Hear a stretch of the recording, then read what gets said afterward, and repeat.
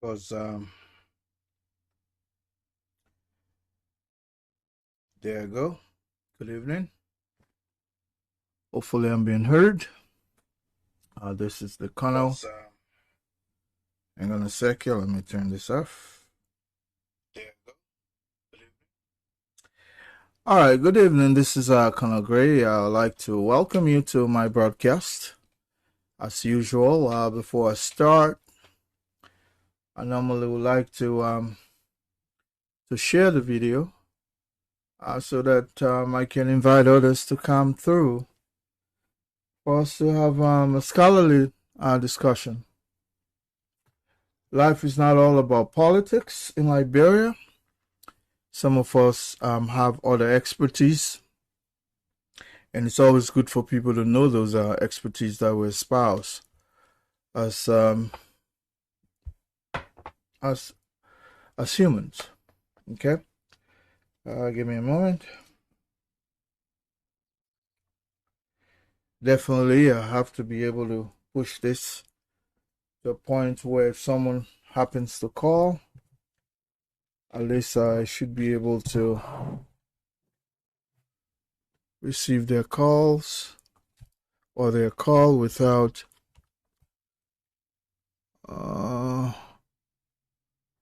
looks like this is going to be okay. So good evening. Let me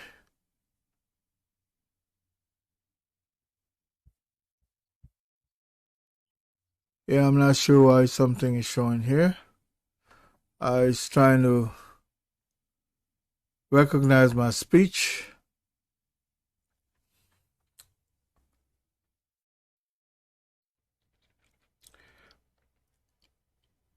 All right. So over the weekend, of course, as you all may be aware, we had a coup d'etat in neighboring Guinea. And for some reason, I heard all kinds of analysis. And of course, folks were talking about the spillover effect from that particular change of governance or change of government from what was claimed to be a democratically elected civilian government into one of a military junta right now. A military junta is something that you can equate to any militia-led government led by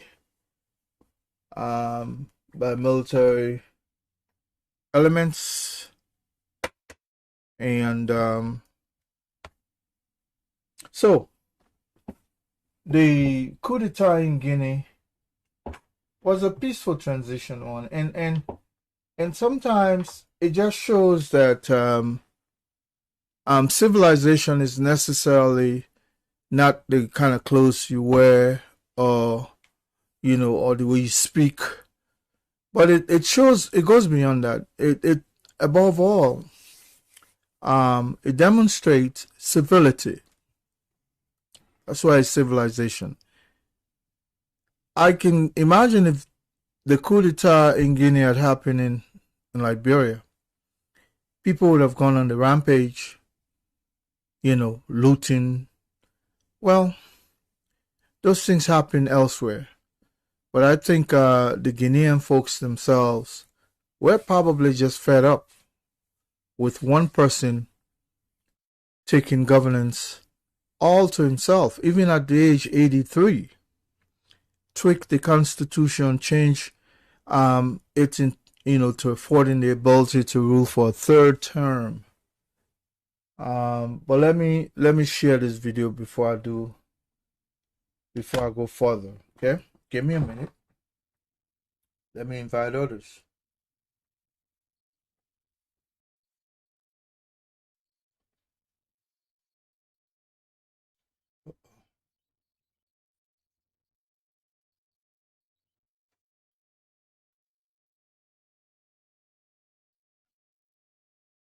Give me a minute. I think I.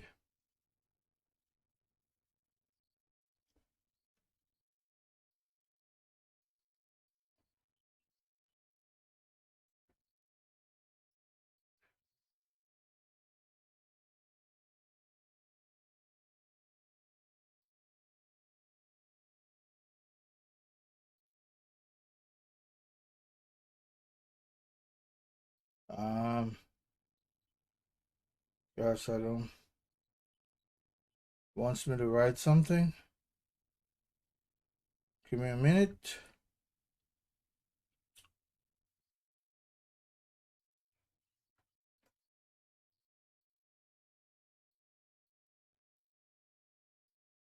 All right.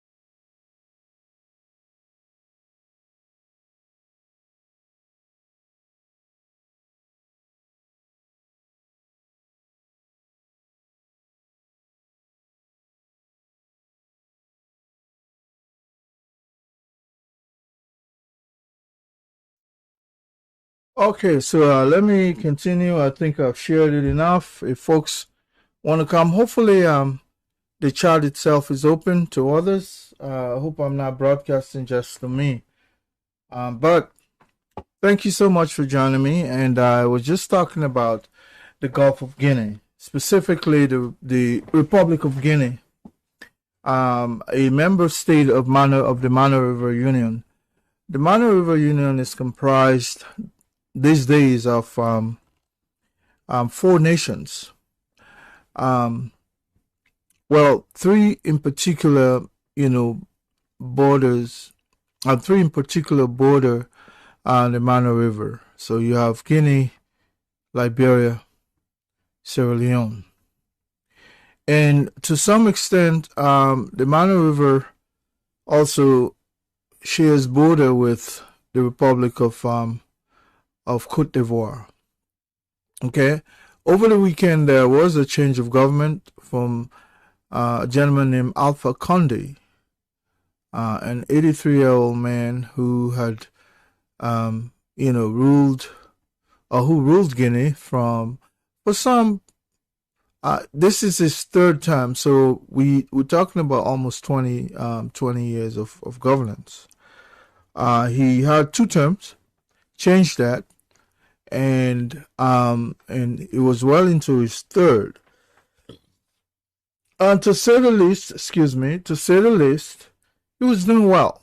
If you go back in Guinea, there, lots of new infrastructure. There's an offshoot of business booming, and the economy was faring well. And most of the folks, were getting by. Guineans in general, they're noted for business. The Gulf of Guinea, which is not the Republic of Guinea, but it's just a trade route.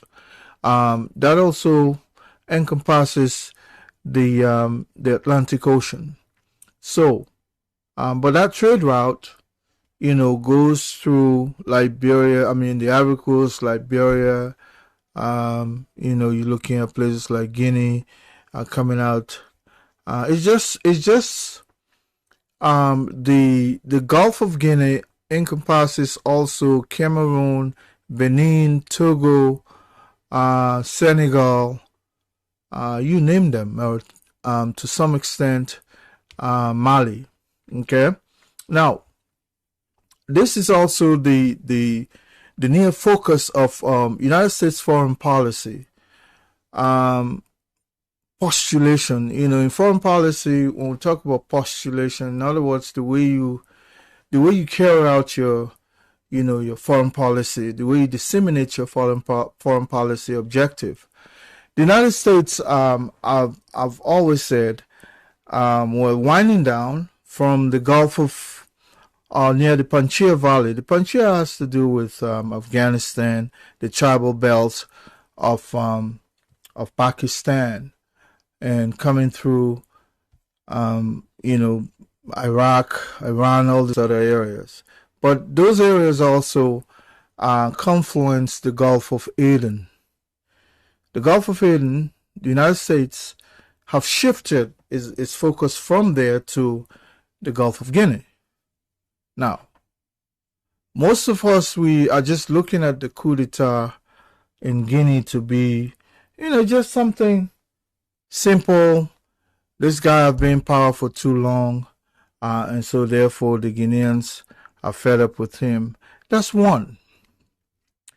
But you also have to look at it from the foreign policy perspective of the U.S. People get angry, but why the U.S.? What do we have to do with the United States? But you must also know that China, to some extent, is spreading its influence in the region. And this is troublesome, or this is troubling to the United States. Remember, these are not allies, China and the United States. Sino-U.S. relationship, they do have a managing relationship, but they're not allies, they're not friends. So anywhere China is spreading its influence, it tends to bother the United States. It bothers the United States for the fact that the U.S. wants to have, exclusive presence in the Gulf of Guinea. Remember, this is one of the largest trade routes in the world, so to speak. And the Gulf of Guinea meaning, the Atlantic Ocean going as far back as joining the Indian Ocean. So when you have the presence of China in this region, of course that will bother the United States. And more beside, Guinea had gone to work and established, I think some huge contract with China, for mining of bauxite and other materials. And Liberia also was to benefit from that trade deal. But it's not only Liberia benefiting, but it's the fact that the United States feel, believing that if China can, consummate that deal, what will happen to its presence? But let me give you another spot about why the United States is so concerned. And it hurt me sometimes. We have these talk shows. Some of us who have spent much time studying security, studying different types of security analysis, including the military, people don't tend to respect us. And they will have a Sema Serena Cephas, for instance. He will come and brag about his legal, posture, about his legal acumen. They will have people come in and talk about, but sometimes people don't reach out to some of us. I heard the chief of staff was going to come there in one of these talk show radios, but for some reason he didn't show up, and people are thinking that the Liberian military, especially the head of the army, should not be, participating in talk shows. And people really don't understand that the chief of staff of the army can give analysis. And somebody was thinking that, he doesn't have the authority to do so. Well, these are all idiocy. When someone actually does not understand the function of certain people in our society, they fall back in the PRC era. Most of the adults we see around, they think that the military today is the military under the military junta of Samuel Doe. The military today has its own authority. Okay. The military actually, AFL, I'll digress a little bit. The AFL does not follow that chain of command that comes from the commander-in-chief of the armed forces, the CIC. The army draws its power from the legislature. So it goes like this: the president, through the national security, will issue an order, and then the order goes through the legislature for approval before it can get down to the military. The only person cabinet member that can take direct order from the commander-in-chief, which is the president, is the Minister of Defense. So, by virtue of that, the chief spokesperson for the Armed Forces of Liberia is the Chief of Staff. So, the Chief of Staff can grant an interview, but he cannot be political. So, I think some folks misinterpreting things that if he goes on, Liberians were so iffy about, who goes where and when, especially in terms of politics. People think that, well, the Chief of Staff goes to, say, Spoon Talk, by virtue of that, he's going to play against the other side. People started advising the man not to appear. But maybe he just chose not to, because I believe once you've gone to Command and General Staff, you should be able to know what not to do or what to do. Because when you go to Command and General Staff, which is the grad school of the Army, especially at Leavenworth, where some of us graduated from many, many years ago, you are told exactly these kinds of exposure, these kinds of participation at the broader level. All right, so the Chief of Staff did not appear. So I would assume that the issue about Guinea is done in a media cycle, because the Chief of Staff would have been one of the last persons to come there and give his own opinion.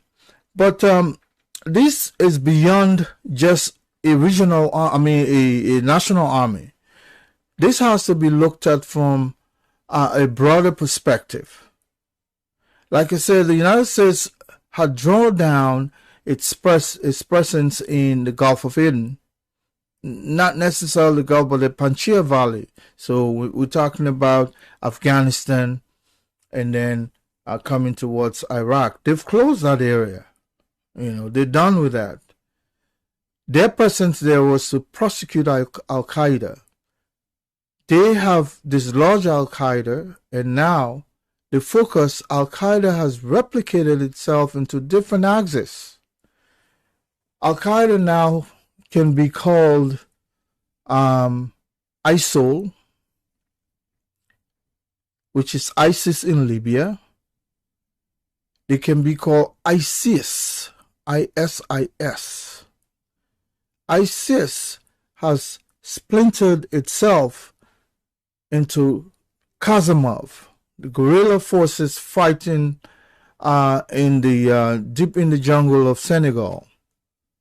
And the Casamov also, to some extent, you have the Boko Haram, which is the north of Nigeria, prosecuting that belt.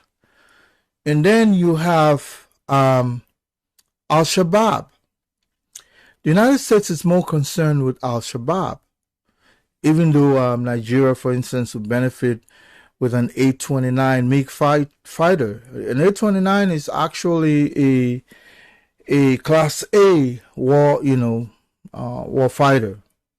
Okay, it's an air assault war boss, and you can name it as you want to. But Nigeria will benefit from that just to prosecute Boko Haram.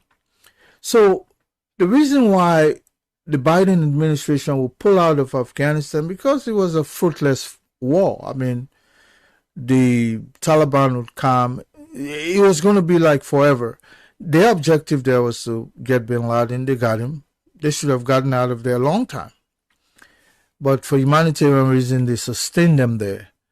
And I think they went beyond now. So they finally decided to pull out through the assistance of, they started drawing down on the President Trump. And it was finalized by President Biden. So no matter when they were going to pull out, there was going to be this situation with should we pull out, should we not pull out? So, but eventually they did, because the focus now is in AFRICOM. I don't know if you've heard about AFRICOM. AFRICOM is the African Command.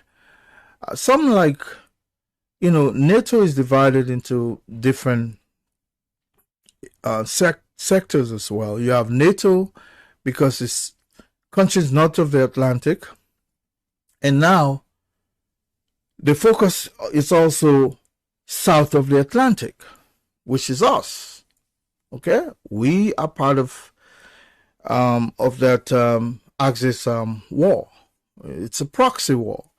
So because ISIS is spreading around Africa, Mali, Senegal, to some extent they're coming down towards Nigeria, now they're coming down Benin, Togo, all these other areas are prone to Al-Qaeda influence. Now Al-Qaeda has rebranded himself, I cannot overemphasize that, into this smaller unit. And then China is coming in the region as well. So the United States, remember, Liberia is part of Africa. And Somalia is part of Africa. Matter of fact, Somalia is the largest beneficiary of African, because they want to be able to have a presence in Somalia. The United States also has a presence, in Djibouti, Chad. Matter of fact, one of the largest deployments is up in Chad, in that Djibouti, Chad area. So that is overlooking the Gulf of Aden. Okay, now they have to come south of the Atlantic, which is up, coming down towards the Golf of Guinea. Now the Gulf of Guinea has also been a troubling area because you have piracy going on. Piracy going on in that area, and so the United States has one of the largest sea fleet in that region that supplies the entire sub-Saharan Africa. And that sea fleet, of course, is what to some extent have taken care of this piracy at sea. Remember, the Somalis were jumping on ships, seizing vessels in the area. It still goes on, but it has been contained to some extent. Now, because China spreading its influence, and Guinea, of course, was thinking even of isolating France. France is a member of NATO, remember. Guinea was becoming hostile to France. So, who is France? France is also part of Africa. So, therefore, there was the need to act. And this just tells you that countries that don't have the capacity to maintain their own national security should not be picking force on people they know they can, because Alpha Conde have become too powerful to the extent where he was becoming, insensitive to some of the very power that have kept him there for some time. Okay? So he had to go. Now, the reason I brought this analysis is because I want people to be aware that the presence of a hunter in neighboring Guinea does not necessarily mean that it will have a spillover effect on us right away militarily, but trade-wise, Liberia will somehow stifle our economy. Remember, our economy is not the best in the region. Okay, so if you have border blockade, closure of border, and so on and so forth, we will be affected, because one of the largest cross-border trade between Liberia and Guinea takes place up in the Ganta region. Okay, it's huge. It's a crossing point, and I would imagine those areas probably are sealed off right now until they can consolidate themselves. But I don't think this will, as long as you abide by some of the, there are so many things, like Liberia now is serving, is serving, is a part of the peacekeeping mission, of Africa, paid by the United States, to man the region. And so, if you begin to play with our military people that are deployed there, when they come home, you don't take care of them, you owe them so many arrears. I think our national defense budget, as is ridiculous, has been dwindled down. The way administration does not care for those other sectors. The administration feels those people don't have any essence, so to speak. Nobody matters but certain people, and that needs to stop. So I would have loved to hear that from the chief of staff, even though that might sound political, but I guess he was going to put it in fine tune to say, well, our budget is ridiculous. So we have one of the poorest military presence in the region. We don't have much, so to speak. So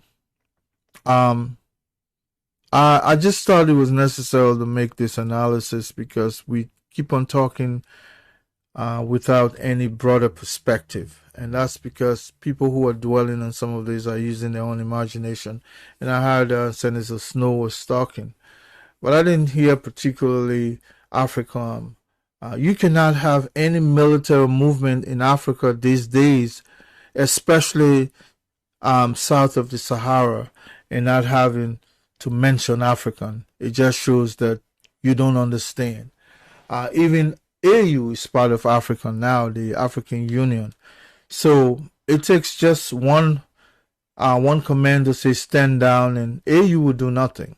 Okay, they can have as much meeting as they want. They've told Ghana. Ghana is part. In fact, Ghana is one of the largest beneficiaries of Africa. So if you want to make the United States feel bad, begin to sanction them about their presence. Remember, China is spreading. That deal China consummated with Guinea is one of the leading factors, one of the main reasons why Conda is going today. And the guy who is there, if you notice, you could see him posing at the U.S. Embassy. These are all languages in military he was speaking. Okay, but let me play. Today I saw Jefferson Koji. Gentlemen, understand how his birthday and the poor quarter in the entire city. All of these kinds of things just shows that our country is really degenerating to the point. And I would have hoped that that they would have found a way to celebrate. It's just a little man, just a guy who just at the city mayor, blocking the entire commerce down of the country to celebrate his birthday. What kind of country do we have? And these are some of the irregularities some of us are pleading to stop, because I'll tell you what, if a country is busy with fending for the lives of our destitute people, a small man like Jefferson Koji will not be celebrating his birthday, cutting off the entire city, the nation, so to speak. Because while obtained, we're not decentralized. While obtained in Monrovia affects the entire country. And a little guy, you understand, will block the town because of his birthday. I can imagine whether those kinds of things will occur under a president comments. I can imagine whether the time even will be there under a president comments for somebody to be celebrating their birthday and they block the entire traffic. It just shows the kind of government we have right now. And shame to the president. He tells me he listens to me sometimes. He tells me he listens to me, and you know, for some of us who speak with policy tongues, I could care less for a number because I'm not cussing my cuss here. I'm going to educate people. Whenever I take the microphone, I educate people because that's all I've done in the course of my life. Just learn. I've read to the extent where I don't think anything exists in the world in terms of public policy that some of us are not aware of. So the president sometimes listens to me. You should not have a national economy performing so porously, and you have a little guy who's just a little mayor. The guy can't even take care of the city hall that was left sparkly clean by Mary Braw. Go there now, all the chairs, everything all dilapidated, shabby area. Nobody wants to. I mean, come on. And this guy is throwing lavish party, blocking the street. I'll play the video, okay? What type of country do we have? And I want to believe that you need a robust president that will really, really, really address some of this situation. And these are not situations you can eat with ice cream or cake. You have to be extremely versatile and vigilant to just stop this kind of useless life. Matter of fact, look at the kids that were parading, you know, for this so-called birthday of Jefferson Croce. Look at those kids. At school time, they're supposed to be in school. These are the kids that are supposed to, even those, if they're adult now, well, send them on the farm. Send them on the farm. Let them go they're too idle. And the president will condone, you know, those kinds of things. That's because the president himself probably has, you know, he's frightening of is frightful of some of these kinds of these folks, the Jefferson Croce, you know, you name them. He's afraid. A president should not be afraid of anybody he appoints. Hell no. If you lose your presidential authority to that level, that means you don't need to lead a country like ours. You don't need to. How in the face of, you know, this shabby economy, you have a guy, what's the essence of Jefferson Croce's birthday that he must block the traffic? Where was the police director? Where was the police director? I just hope some of us will not come close to national security because we will really discipline people. Respect for law and order, it would be the number one theme. I can tell you. And that's why some of us don't go closer, because if the president is afraid of a man, a kid like Jefferson, definitely you police director, you can come closer to that guy. You're a toothless bulldog. Just like ECOWAS, Mano River and AU, toothless bulldog. Okay? Let me play the video. We hope I will find it. Give me a minute.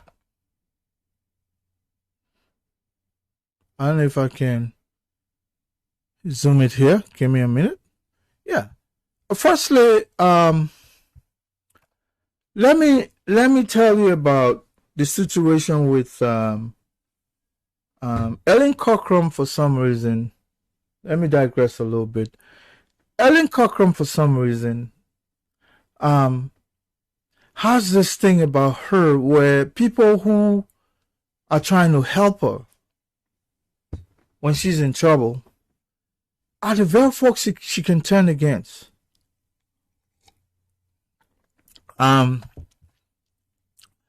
She accused the Sema Serena Cephas, that Mr. Cephas, or Councillor Cephas, is involved with ritualistic killing to sustain himself in power. Just not forget that this was the same Ellen Cochran who recorded B.J. Samukai.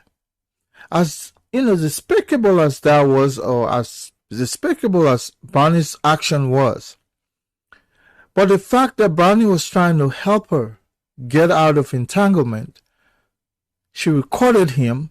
She went to Massaquoi, the then police chief, recorded him, and went to work. There's something about her. Ellen Cochran, I'm told, has a Ghanaian background. She's considered a Ghanaian also, even though she carries probably a Liberian passport. Maybe one of her parents, maybe a mother, is a Liberian person. But Madam Cochran also has presence in Ghana. And to be frank, sometimes you think Nigerians have problems, but Ghanaians, they have a way too of behaving. But, I can't badmouth them here because the underworld, they took us in. That's how we took them for years in our country before the war. They left when the war came, and they're still coming back in our entire Cape Mount.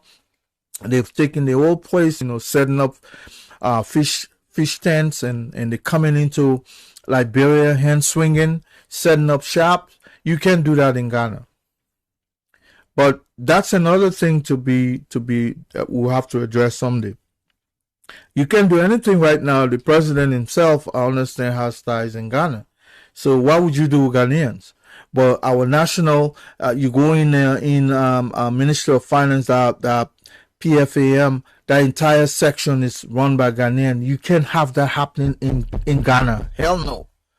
So these are some of the things we're watching, some of us, that when the time comes, we'll address this issue. We'll ask them and call them, what's up?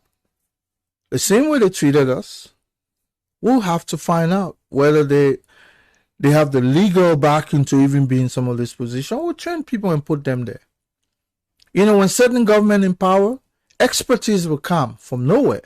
When Madam Salif was there, lots of experts went home.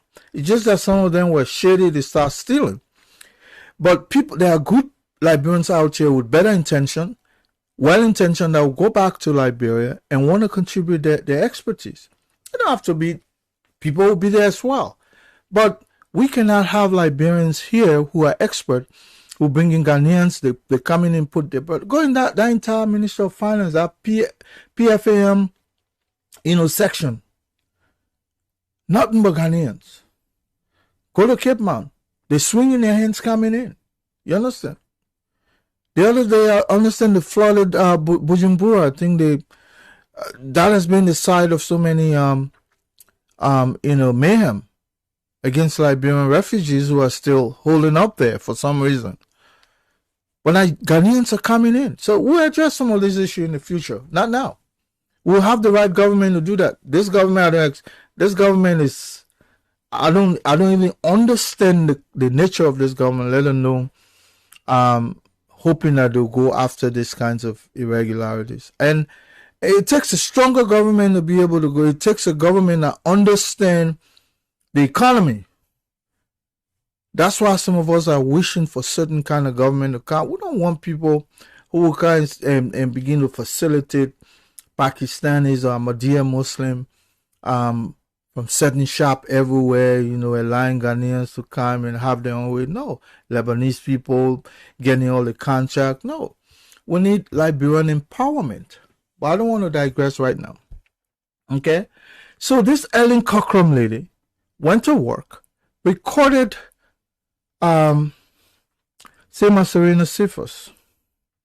Okay? Now, for what? I think Cephas, she had called Cephas. Firstly, people don't learn from history. They don't learn from history. Two top security individuals were nipped in the butt by the same Ellen Cochran, and I'm pretty sure the SG Sema Serena Cephas, heard of some of this situation, went to work, messed with Ellen Cochran. Now he's a victim. Whether or not, he ritualistically kills people for power, that is an allegation that probably some of us will have to follow. But the fact that somebody was helping you and you recorded them, and after that you released it to the press. I mean, this pattern. This was the same lady, I'm pretty sure, because maybe she paid in other forms. So the SG, they dismiss her case. And people what you see, sometimes when you do things that are not good in the eyes of God, bad karma, I always call them, bad karma, bad luck will follow you, or something will avail themselves to show you that your action did not warrant what you did. This is a lady who stole money from the airport, wired it into her own account. Then she fled the scene. Later she came and probably started messing with Cephas. Cephas thought he had a good relationship because the way she sounded. Well, let me play the maybe you can judge. But definitely when you have these kinds of people where others trying to help her, and then this lady will go to work and record them. I mean, gosh. Let me see if I can find the video. Is this it?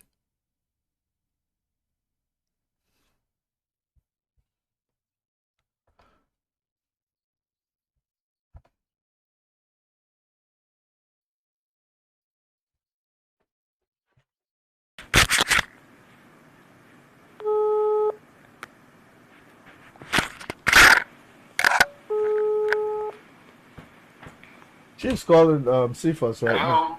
Hey, my husband, how are you? I'm okay, and you? I'm trying to, thank God.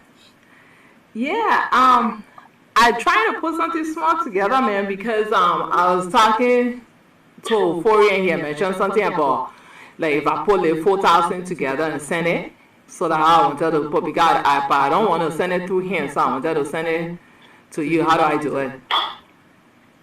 Okay, but listen to this, I don't know how suddenly there's a confusion between here and Fori, because when you were here, Fori was your anger. Even when I took the decision, they have him afford that defendant, I did it because of Fori, and Fori had a contact with some of our friends, and they told me, go ahead and take the decision. So I really didn't expect for you and Fori to have that kind of quarrel that is ongoing. Even the Oman King, the Oman brought the information. I was surprised, and I really don't know how you and Ofori really having that kind of confusion. So what I want to know is that it reaches a point where it can really be resolved. Cephas, it can absolutely be resolved. I look at Ofori like a brother, right? That has, even he had 2 wives. I look at them like sister, they train them like my own nieces and nephew. So 100% it can be resolved. I think, yeah, but unfortunately, some of the things that Ofori has brought forth is what gives me and my mother concern. But every problem has solutions. What I want to do, listen, what I want to do, it's not good to get a battlefield that starts from Australia, start to America. Even after you get a stronger war, power and ammunition, you will never win. So you right now you're fighting battles all over. So what I want to do, can we find a way that you will free your differences, and by that you have a red fight, at least battle, which will make it more easier for you to concentrate on the bigger picture. You heard that? Yeah, I hear you. Yeah, for me, for you to come to a resolution with the Oman and all that one there, because it will make it easier, right? so that there's not a battlefield in Liberia as well with this thing with him and Omar. Is that right? Yeah. But Sifas, let me tell you something though. Ofori is not being completely honest. What Ofori has been doing, he been harassing me, telling me that there was some medicine man there in Liberia, between the Liberia and Guinea border. And then he said that where he carried, he told the man about me. And then he also informed me that he carried Sifas and that Bobby Livingston there, and the man required 3 human heads. So I said, Ofori, I would not do that. Any kind of sacrifice I want to, I not do no human heads. I can do cows. So then he said, I'm gonna send $4,000 so that he can send it to the sacrifice. But I was and Bobby Livingston involved in human sacrifice, and he will be going to catch the young virgin girls for the human head sacrifice with a camel or. Ofori told me that. I even got the camel number. The man called me because Ofori gave him a number. And he told me that Sifas and Bobby Livingston, Ofori carry out there. He said he in Lofa, but he got placed in Lofa and Guinea. And that he'll do juju for your medicine with human heads. So Ofori been trying to get me that I'm going to follow the same processes that I see your for things then to be, for there to be a resolution. And I told him I will not do human heads. I can't hear you. I can't hear you. I'm not going to Guinea. I'm not talking to anybody from Guinea. Ofori said, you know, the guy is a criminal. How you tell me that kind of thing? But you know, ask him, because he said he took even the big people that he said he not carry McGill there, he not carry President Weah, and he responsible for collecting the human heads in Liberia, meaning to be sacrificing small virgin girls to be able to carry their heads for their particular malam. So the guy last name is Watara. There was some Siafa Watara that I got his number. I can even text it to you. That the guy that Ofori, I will text it. I'll text you a Guinea number and a Labrador number that and they've been calling me. And Ofori said being harassing me. He said, "Oh, my sister, you know that we can just resolve all the thing there, even your issue on the other side there with the human heads." He said, "Look at Sifas." He said, "Even the president and the Michael, I don't want to run the operation when we need to go get the human heads." So I told him I can't do human heads. That where the problem came. Then he said I'm breaking some. I know. What he said is that he went and put his life on the line and took an oath for me. He said I'm breaking the oath if I will not do the human head. I said absolutely not. I said if I gotta suffer, go to jail, whatever the case is, I will not do human head. I will text it to you. I'll come and text you again and he like run number. And also for it that where the biggest problem. Then he took the truck. He said that he will use the truck. He said you and him got some kind of deal with the truck. All kind of mess he been going. I said you can't do that to my mother. My mother, this is a truck that her late husband, because the man was a superintendent and a principal before of schools before he died 2.5 years ago. And he left Swanton with Oma that has she trying to retire in Liberia and do what she can to get a truck. Then before we now go steal her truck, change the ignition, and they're talking about when we bring human hair sacrifice. We're not doing it. Okay, just text the number to me. Thank you. I will call you. I will call you by 6 o'clock our time. Yeah. Okay, my husband. All right. I mean, just listen to some. First, the conversation is today, August 28, 2021, at approximately. Let's see, when did this call go out? The call is at. It was approximately 09:31 in the morning on August 28. All right.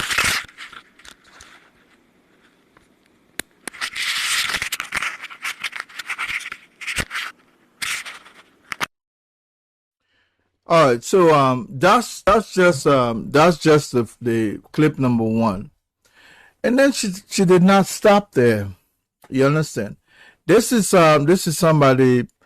I want to believe probably were messing with Cephas because she's calling him my husband. That could be plain name, that could be relationship, I don't know, but from what I can deduce, that they have something going, right? So she did not stop there.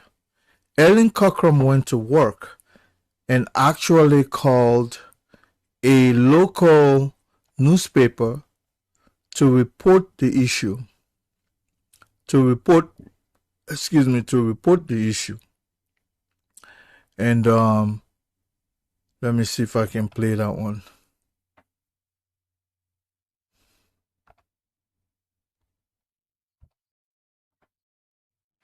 Agent of Boyo activity, Solicitor General Serena Cephas accused of leading ritualistic killings in Liberia. Former airport director Eddie Cochran alleges that Councillor Cephas and former warlord Furi Dia persuaded her for 4 virgin hairs in order to set her free from all charges in the U.S. Tension brews at the Ministry of Foreign Affairs as dozens of employees and a pressure group demand the immediate dismissal of Foreign Minister Maxwell Kimia, terming him as corrupt and untrustworthy. Also coming up at Ms. Who to head the opposition collaborating political parties, former Vice President Joseph Boakai declares himself the single best option for the CPP ticket and of the home front. The lives of millions of Ethiopians in the north of the country are under threat as aid supplies are not reaching the conflict-hit area, the UN has said. And U.S. President Joe Biden says historic investment is needed to deal with the climate crisis as the Northeast reels from flash flooding and tornadoes that have killed at least 45 people. We have the details and other developments all embedded in this edition of Prime News Run. And of course, I'm now with Gume anchoring. Let's go strictly for the voices of those making the news. As you may have heard earlier, former Liberia Aviation Authority Managing Director Ellen Cochran has accused the Solicitor General, Councillor Serena Cephas, and his collaborator, former rebel fighter Ofori Dea, of involvement in ritualistic killing in the country. Madam Cochran has been in a cell phone conversation with Prime FM. So when he took me to that man and binding up because I had already worked for Ofori and Cephas with a smaller medicine man who did a Guinea power and sheep and things. So this time now, of course, I said, okay, yeah, let's do it. Because, I'm facing hell on his side. So once the medicine man, the man said that, do human sacrifice in addition to animal sacrifice. I said, no, I can't do human sacrifice. He said, well, that would be the fastest way for me to get results. I said, no. He said, hey, see the SG, and how they hit the 3 virgin sacrifice.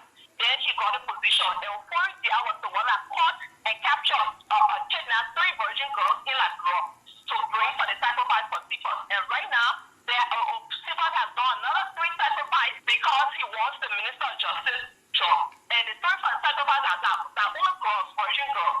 He said for men that 3 girls, for women are 4 girls. So I just told him, but why you not charge more for women? And then he explained something which I didn't quite understand. I don't know, because of the mechanism that have to do with the women, female part and something was saying. So I just left that message. That's what the medicine man was telling you. Is that what the medicine man was? Yeah, exactly. And it's $12,000 for a virgin girl that you have to pay. So in other words, if I had done it, they would have charged me $48,000. But when they do it for men, that's $36,000 because they're gonna take 3 girls for men, but women are 4. So I told them no, I will not do virgin girls. Then he said, if you don't do the virgin girls, then we have to do 77 cows. So that's what we ended up doing. So I sent the money to Florida for him to take to the medicine man. I communicated with people at all. So when he carried the money to sacrifice 77 cows. To sacrifice 77 cows. 77 cows for sacrifice, 100%. Instead of human sacrifice. Yeah. Okay. Because I would have had to do 4 virgin girls, which is $48,000. Okay. But when we did the 77 cows, it came to just over 70,000 or around 72,000 because they calculated it when it says for the cow that you can get it for $1,000 money, you get it for $800. I don't know because I never bought cow in Liberia before, but I believe them. So that's the money I transferred to Furi for him to do the 77 cows for me. You were doing these sacrifices so that the tension in America can be released, your shoulder or what? Why were you doing all of these sacrifices? The second sacrifice when I did the 77 cows, yes, that was for the tension in America. The first time when I did the Malian sheep, the cow and the Guinea fowl, when I was in Liberia, that was because of the need of the Republicans, so that's correct. Meanwhile, Madam Cochran has disclosed that due to a refusal for the human sacrifice, Councillor Serena Seaforth, and his collaborator Ofori Dia have resorted to harassing her mother back home in Liberia.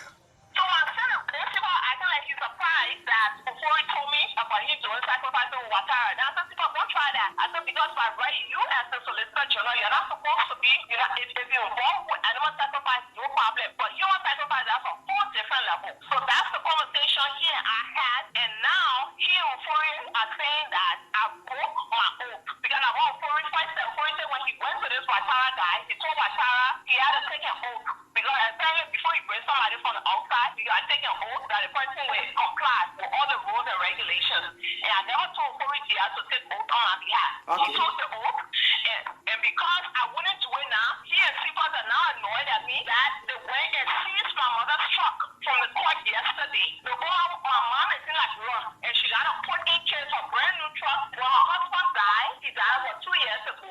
The retirement that he left for my mother, she's been trying to settle back in like where she bought a truck to be running up and down for business. And Ofori stole it. So when we in court, it got arrested Ofori about 2 months ago, and he was in jail for 2 nights. Then Seaforth then went free him. This same medicine man, Seaforth and Ofori went free the guy from Central Prison in January, the one that killing the children. So this is what's going on. So I called Musadi in the morning to lay the complaint, but I have not been able to get Musadi. So I said no problem, I will call the media because when they get it out there, Musadi will hear and the president will hear it. So what if Seaforth was coming and confess about the killing of children as well as Ofori? How they managed to steal my mother's truck? And when I say still, they sent armed sheriffs to the court yesterday afternoon to go and get the my truck, and the truck is under the court's jurisdiction. That's the abuse of power, the additional abuse of power that Serena Seaforth is doing. You are flagging this to the media. What do you want the media to do then? I want you to get this information out because it needs to get to the Minister of Justice and whoever, because Seaforth is supposed to be the chief prosecutor in the country. And obviously, if he is hiding people who are killing, meaning the Watara guy that was arrested by the people at Central Prison earlier this year in January. Even later in the year, Watara was in January. He's the medicine man that Seaforth went help to escape from prison, or he ordered that they should let the man out of jail in January for Central Prison. The police they had him there for about a week, and the case was supposed to go forward, and Seaforth allowed the man to go free. Then, Ofori was in jail about 2 months ago. Seaforth allowed him to go free.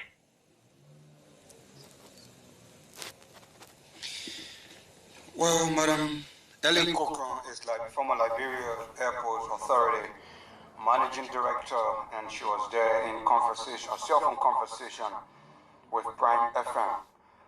Well, the Liberian Solicitor General, Serena Seaforth, has not responded to these wanton allegations brought against him by Madam Cochran.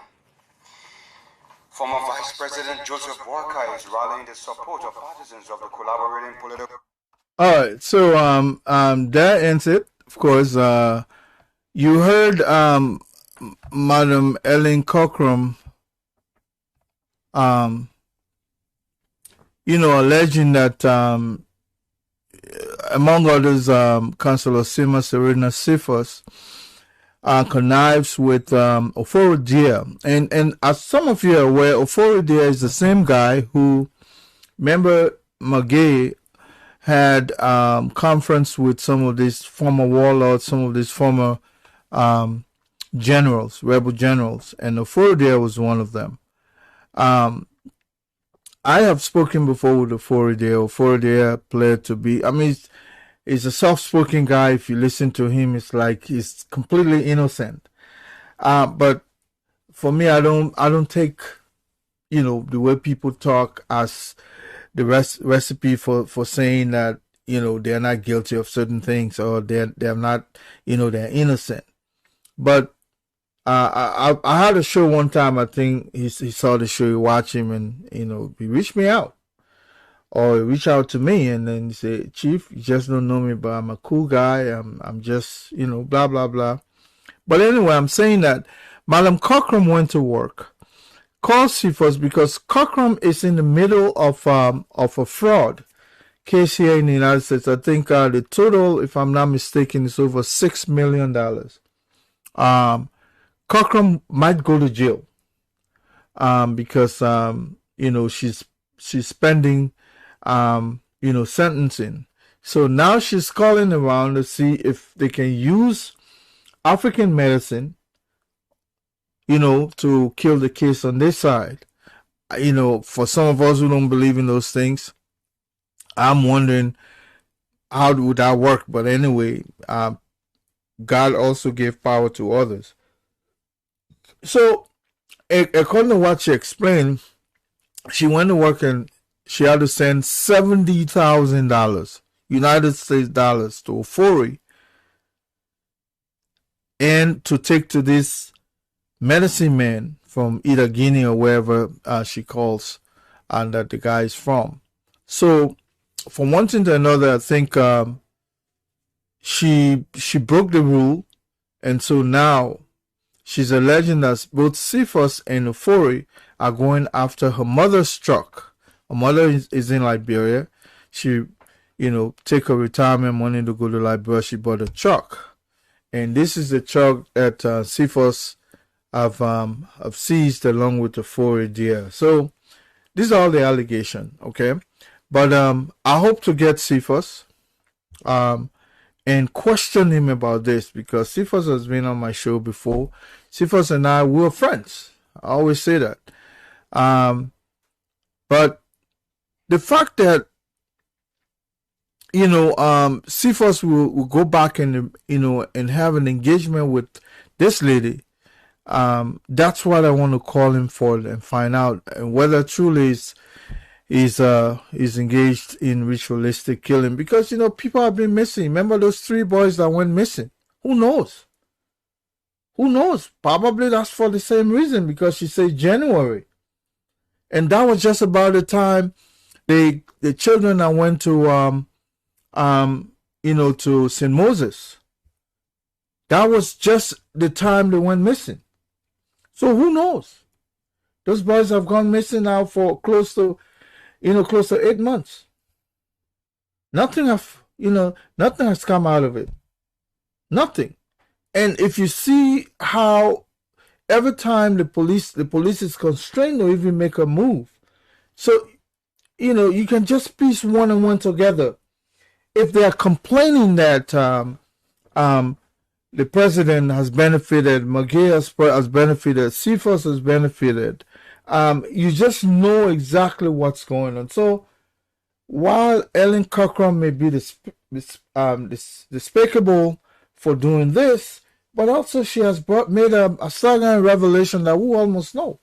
Recently, Cephas was on a show, I think one of these local shows here, where he was asked about how to pursue some of these missing, Liberians. People are going missing and nothing coming out of it. And, he just provided a wishy-washy answer that the evidence does not exist.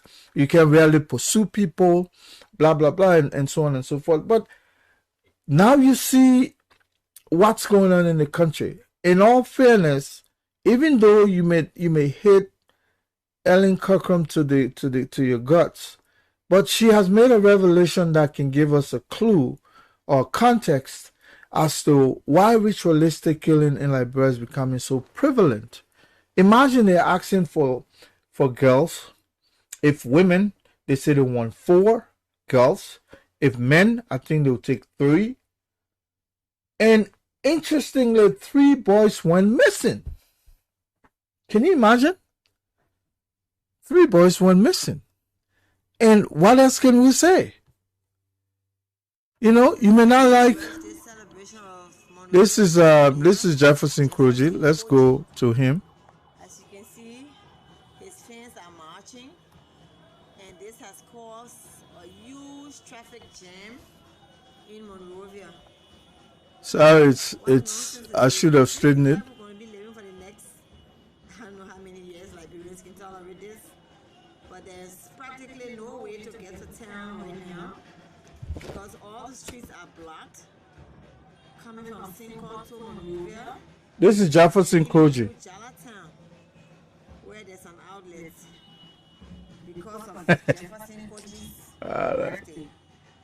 I don't know what's going to happen on Ria's birthday. Long live Liberia. So So this is the country we have. You see, do you see why these guys would need to get them out of the scene and then be ready to take our country to the next level? That's why some of us are making the case that you need an energetic person to take care of the mess that will be left behind, because we're going to go back to pre-Charles Taylor era. Imagine when Charles Taylor left power and Madam Sirleaf and Joe Buckeye took over, the kind of mess they had to clean up. So you need twice that kind of effort. That's why some of us are, proposing somebody who understands the economy. Because number one, I continue to say our children are the ones suffering. Imagine those boys who were 5, 6 when Ellen took over. They're all adults now. Some of them have never sat in classroom. Well, their father or their parents themselves had faced the similar circumstance where they never had the opportunity to go to school because of the war. And those ones that they are now, their children are now 18. Okay? No school. Most of them are turning to drugs. So you need to hit the ground running. When some of us are talking about bringing an energetic person who understands the economy, somebody who will not allow this kind of foolishness to prevail. Can you imagine if a president is really busy? Do you think they want one day to go by without doing something productive? They'll sit there and watch Jefferson Clergy marching in the street on his birthday? What type of country do we have?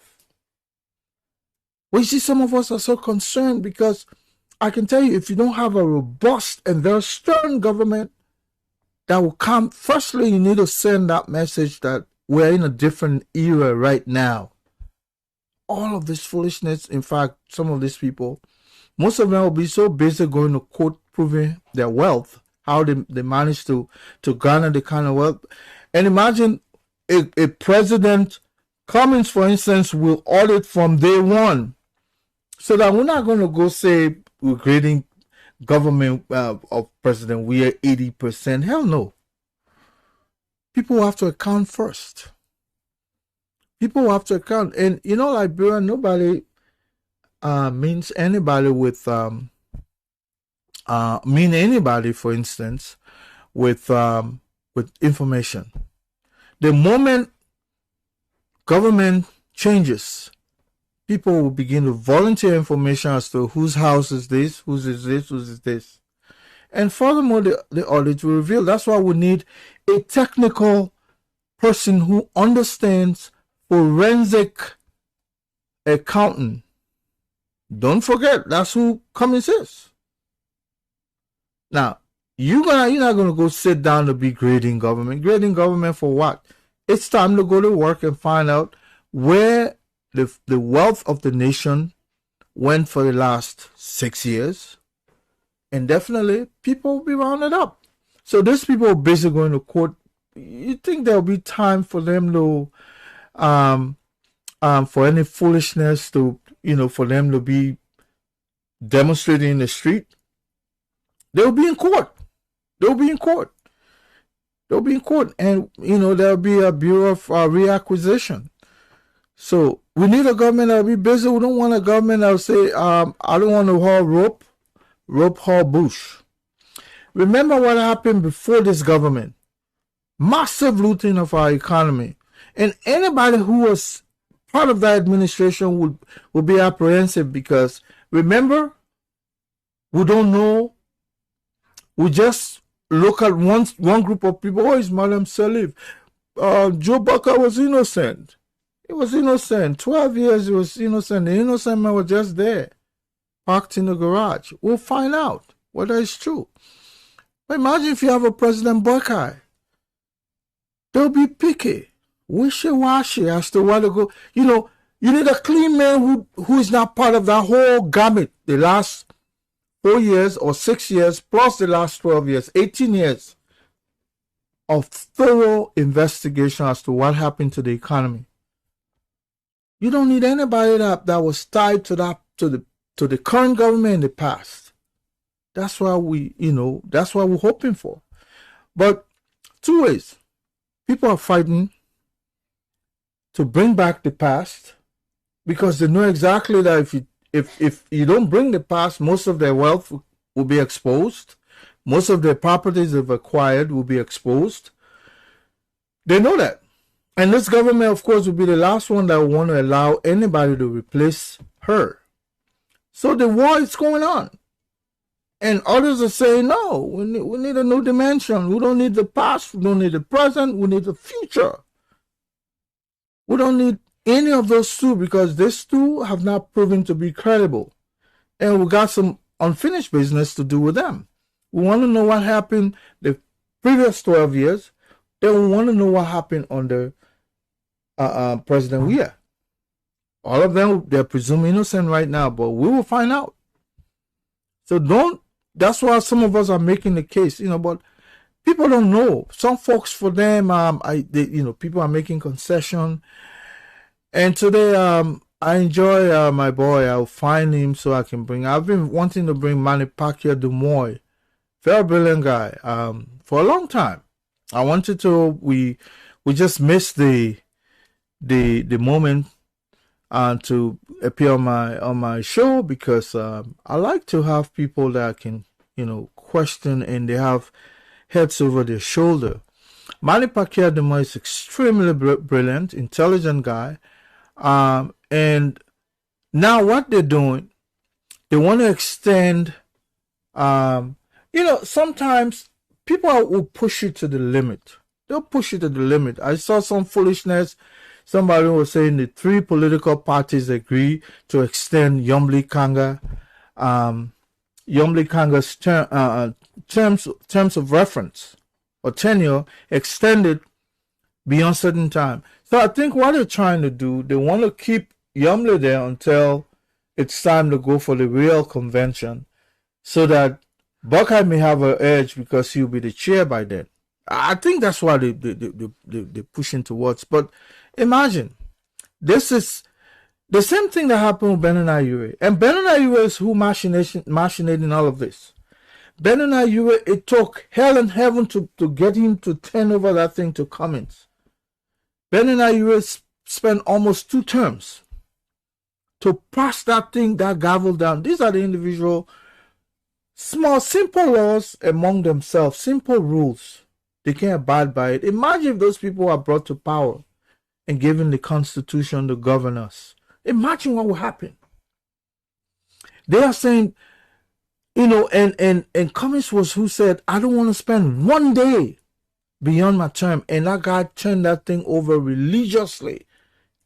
On the day he was supposed to turn it over, he turned it over. Now people are arguing why they should extend Yumli Kanga's tenure. Can you imagine? Why should we do that? We have simple agreement. Because these are the ways people know how. That's the Liberian way now. That's the stranger would say no. The stranger, Mr. Alexander Cummins, is saying no. This is small, simple rule. Let's just abide by it. Oh, the 3 say yes. You are the odd man out. 3 people agree. Why would you say no? Well, why would 3 people agree to the wrong thing? That's the question. So, Manny Pacquiao Dumoy made it simplified today on one of these talk show stations. And this is exactly why we are so concerned about certain people taking over the leadership of Liberia post George Weah. Because people have, look, let me tell you something. People don't care what comes after their action. I'm pretty sure when Doe was acting out, they did not imagine that there will be a spillover effect that will cost him his life. People don't see ahead. They don't. They're only concerned, they're consumed with the moment. They're consumed with the moment. Simple agreement. After 6 months, turn the thing over. Pass it on. But I think if they pass it on now, they're arguing that they don't want Mr. Buckeye, former Vice President Buckeye, to be having the leadership and go to convention. No, that's not the reason. They want Youngblade to have some edge over the decision that comes out of Liberty Party. That's all this is. So they're about to throw something else in the air, and then if she's the chair, at least she'll determine, because these people want to have, they want to manipulate that you say a man is popular. That's why I would say the issue that facing Liberia today is not about electing a popular person. The economy is what we're looking at right now. And the way I heard it laid today, it makes sense. Back in 1985, people wanted at least a civilian government to replace Samuel Doe. So the closest thing they could come with was Liberia Action Party's Jackson Faye Doe. Okay? Madam Salif in the election was elected Senator of Montserrado. She refused to take her seat. But what was up then was bringing at least a democratically elected civilian government. But Doe perpetuated, and of course, he fingered that particular election, and for some reason, he came on top as the winner. Now, after Doe, people were concerned that security, if we don't give the leadership of Liberia to Taylor, we're going to go back to war. I don't know why people saw it that way, but they believed that was the issue then. National security and stability. Who will actually end this war more than the individual who have been in the bush for all these years? And if you make him president, that will end the war. They didn't see Lord and Model coming through. The only thing that might makes right. So therefore, at this point, Mr. Taylor was the right person. He got the power. Did I show us any? That's when the coin, you kill my mind, you kill my power, will vote for you, because national security was it, right? And then we came back from that fiasco called government of President Taylor. We came to 2005. Now, people were saying that, look, we need to rebuild this country. We have had so much war, we've destroyed this country, so we need so much international aid. George Weah, Madam Salif, who has more international contact? Who has more? Yeah, George Weah had played with some stars, soccer phenoms, and all of these people. But is that enough to really source Western aid into Liberia? So the particular attention was drawn to the fact that Madam Salif had worked for the UN, UNDP, she had worked for the World Bank, IMF, all of this, and she had more, she was grounded in the international cycle. So as a result, she was better positioned to bring in more aid that will source Liberia. Furthermore, we're looking for to sustain peacekeeping initiative. We don't feel that George Weah had the wherewithal to do that. So Liberians went to work. They elected Madam Salif. Now, we come to President Weah. We were looking for somebody who represent our grassroots that has been disadvantaged. We needed somebody at least that connect to the people. That was it. They look around. Joe Buckeye didn't believe that he was well connected to the people because, number one, Joe had served Madam Salif, and they caused the grassroots people to feel so much disenchanted. So people were running away from them. The focus was bringing back the grassrooters, the common man, on the mainstream of our economy. We know what we got. Now, if you think that this election is about who's more popular, who's more electable, you give it a Joe. Then you have a George Weah situation. Because we're going to go back to the past that brought George Weah. Well, there were Joe Buckeye represents. So people are saying, what's up? The economy. We have to repair the economy. Can you imagine? We have to repair the economy to the extent where we should begin to attract international aid. We should begin to attract international investors. We should begin to bring corporate organization to prevail in Liberia. Create the peace and make somebody that speaks their language to go and negotiate, be the face of the country. People are saying, people are looking for electability. I mean, clearly, if you think that somebody who has been there for some odd years, or and they know that person, yeah, I agree, they know him. But would that solve the problem? We're going to go back to the situation where our children will replenish and languish in the ghetto, because we have a president who either nursing his age, nursing his illness, you understand? Health-wise, the president, Joe Buckeye is not strong. Health-wise, is not strong. Look at him. I know I always say I used to be so physical. At my age, sometimes to get up in the morning, some bones I hear talk. Imagine my dad, who is 80, in the same situation with me. It's not I can run around, I can go play soccer, I can do this. No, I can do it. But I just know it's such a physical challenge. And majority of those, if you're watching me, if you are 40, 50, you know what's up. Imagine somebody twice that age, almost, becoming the president. It's a difficulty, and this person is not as healthy. They told us. And then we'll go back and put that individual there. Come on, man.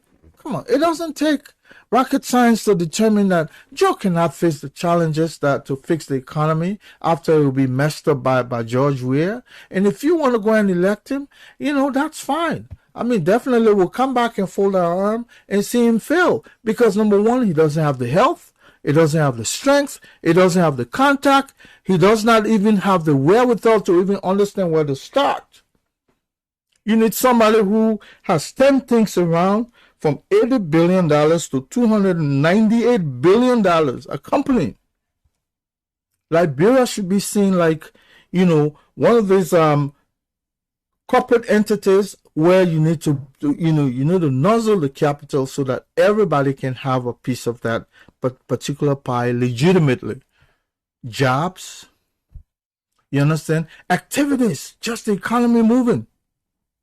You're going to put another guy who takes time to even get up from a chair, where when he's walking, you have to guide him because you think he's going to go fall. He does not have the IQ to even sit down and think. At that age, the brain declines. That's why somebody was talking about cognitive dissonance. And people take offense to it. Definitely. I know most of our mothers and fathers that are here, most of them, they have become so lapsed to the extent where they can't even remember us anymore. I'm not saying that Joe has Alzheimer's, no. But remember, at that age, the mind declines. It's just natural. It's not Joe's fault. Joe didn't make it that way. It's just natural. That's how it is. And go nuts. It hurts me to see that a group of people are only so consumed about their own personal aggrandizement. They don't care for the country. They just want to put somebody there so that they can call, and say, that's my government in power.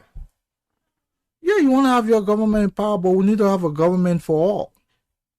We need to have a government for all. Not a government that will sit down and people can barely import stuff in Liberia. We had one of the most fluent free ports in the world, where our neighbors were exporting things through Liberia. We're importing things through Liberia, and then they'll come and collect it and take it to their country. So they were one of the most expensive, most unfriendly free port authorities in the world. And it's even getting worse because Magellan making their own, smaller company to even hype things up, double the price of everything. And don't you for one thing that some of the people that are fighting to go there were not part of the same administration that forced us to even have the messy Freeport Authority that we have today? You know, these are, look, there's no way a government will survive if people can barely. We're an importing country. We're an importing country. If you make everything, the tariffs are expensive, who's going to import to your country? Guinea right now is they're in a lockdown, pretty much. National security wise, they can't just let their border just open freely. So we come in to struggle because we're surrounded. Even though we have access to the Atlantic Ocean, we're not landlocked. But our neighbors there will be they'll be on high alert, because if Guinea can go down, Ivory Coast will begin to think that they will be next. So what? They're going to tighten their border. What happens to us? Now we'll begin to talk about rice shortage. You know, all of those things people don't think. We just want to jump up and just put somebody there because we think that's our man. And then when you talk, you say we're in a collaboration. We're in a collaboration, 3 acting strange. You come up with an agreement. Now you're reneging on the agreement because you have a man named Benonaiwe who feels that he must have a piece of the pie this time around. The fact that Benonaiwe will even be supporting President Buckeye, you know, if he becomes president, you know, definitely, you know what's up. You know, nothing good is going to come out of that government. The man's a pariah. These are the individuals who made our country into a rogue nation. These are the individuals. They're sitting down by Joe Buckeye, hoping that he gets there. Do you know what will happen to Joe? You have somebody like Benonaiwe, somebody say, oh, the old man will act, man. The old man will act. The fact that you can even condone those kinds of people scare me. Scare me. I'm telling you. These are the individuals you think would take over George when you expect anything good. That's why they call him stranger, because it's not singing their song. It's not singing their song. And I hope, you know, I see Daniel Cassell is really doing house to house, foot patrol. You know, Lionel De Zogo, you know, leave this corporate way of campaigning. Go down to the gutter. Go down to the common man. You know, go down to the common man. People say, what are you doing there, Remy? Well, I'm not as wealthy as Cummings. I'm not as wealthy as those people. I'm not running to be president. So if you want to ask me to go and help, I want to see good government. I'll come and help. We'll go from village to village. We'll go down. Someone can speak 1 or 2 dialects. We'll put it in the dialect. We'll go in the southwest and go speak the Mende or the Vai. We'll speak it there. We'll chop the Gola. You know, but it has to be a collective, because some of us will not sit there anymore and allow the same old same from the past to come back and govern us and expect different results. You know definitely what. So majority of the folks who fighting to come back are people who are there in the past. They're not done yet. Then, you know, when a man is, you know, is engaged in certain things and they thought they were pro at it, and then somebody takes over from there and that person doing it even worse, it makes them angry. Oh, we were joking. But if we get there again, we're not going to joke. All of this will have an effect on us as a nation. I mean, it's about time to stop it. And people know definitely that people, you know, I just did a little survey up there, but I said, who do you think will turn the economy of Liberia in the next 6 years to benefit Liberians? Majority say ABC.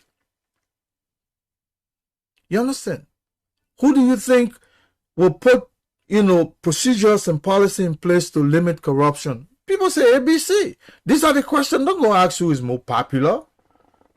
You know, sometimes you have to relate when it comes to research question. Who do you think will put construct in place that will limit corruption? I name all the folks. I name Yumbly. I name Ure. They got nothing. They got zero. I name on JNB. I name ABC. Buckeye. I mean ABC. And then who else? So I name Yumbly, I name ABC, I name UA, I name JNB, and I think one person. Can you imagine? Most of the folks thought ABC would be the one to transform the economy in the next 6 years that will be functional for the common man. ABC is the one that will put construct in place to limit corruption. And I think I put Daniel Cassell there as well. So just imagine. People know what's up. But they're not going to go sell that. If you talk about the economy, definitely they will side Buckeye.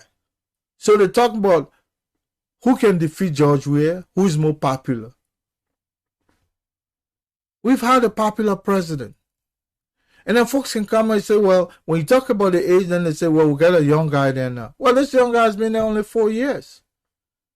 Check what happens in the last 170 years. Because we're 174 now. Check what happened. The kind of people we've had there. And still the country this way. And if you tell me that the last 12 years was okay, where is it? Because okay is okay. Even 4 years later, okay should be okay. You can't tell me that there was this booming Liberia, like Rwanda, and then in 4 years, we've gone back where we're at. Nothing was accomplished. They were all passing fads, as we say, in economics. It looked like it was greasy. There were so many activities going on. On-mill passing, people passing with car, international dignitaries coming, but nothing. More activities, less economic impact. That what happened. The last 12 years of Madam Sally, big talk. Can you imagine? The United States alone spent on clean electricity, the grid we have in there now. They spent $800 million plus during the Sirleaf administration. Now the last 4 years they've spent additional. They imagine the Pope kept the thing at $1.2 billion. Just look at, we barely have light. So people are taking those money and putting it in their pocket. And then you come and tell me the second in command of Madam Sirleaf is innocent. He's guilty by association. And you know what? Time will come. We have some of the evidence. We can't, because we're in a collaboration now, we can't do anything.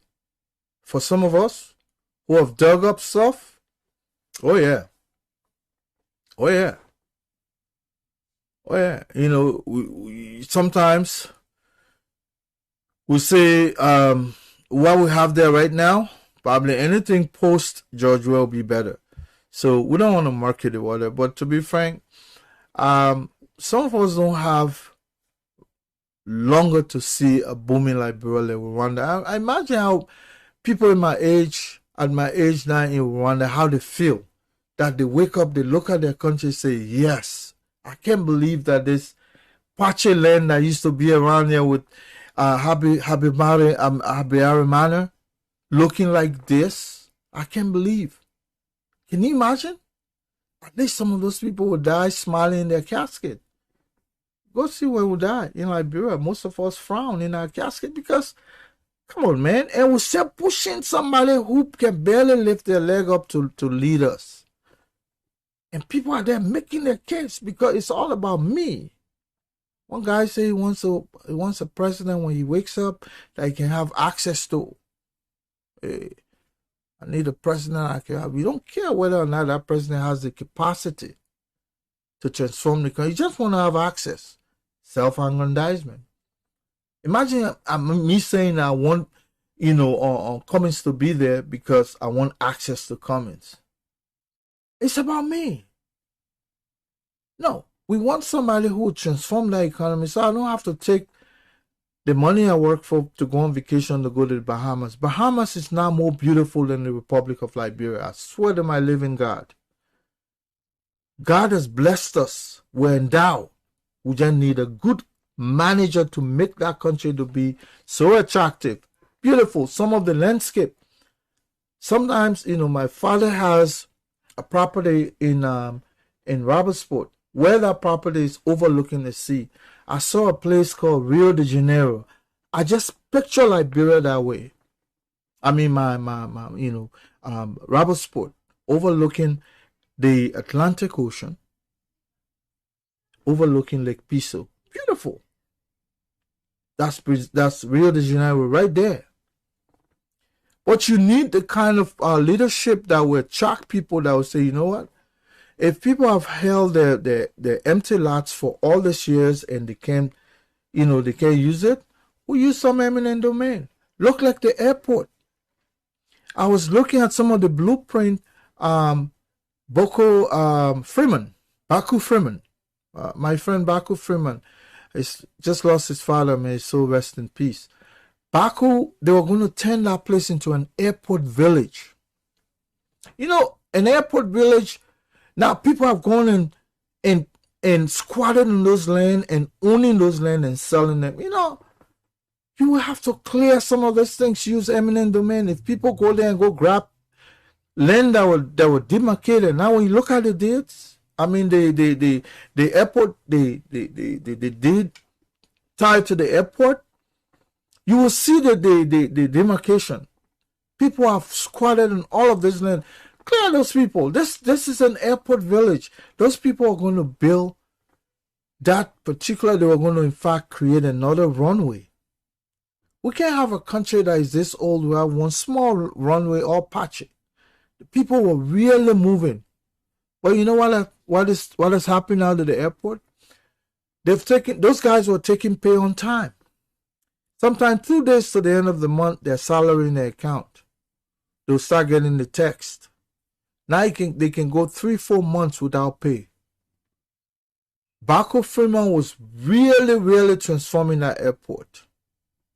To the extent where if Baku had just stayed there for the next, and they were really moving. They were really moving. But every time something good wants to happen for Liberia, something will just kind of mess it up. Go there now, they have all kinds of sedition there who don't even know they're on payroll. They're just there. Come on, we can't have a country like this. We can't. And now people are fighting to remove those sedition there. They won't bring their own. And the same way, just replace one person with another. No production.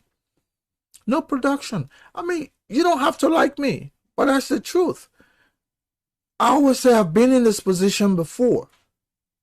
When I came from Liberia, first I supported Madam Sirleaf because I felt she was a better pick than President Weah. And I was right. I went and supported her. Look, she was one of the most unpopular people to support.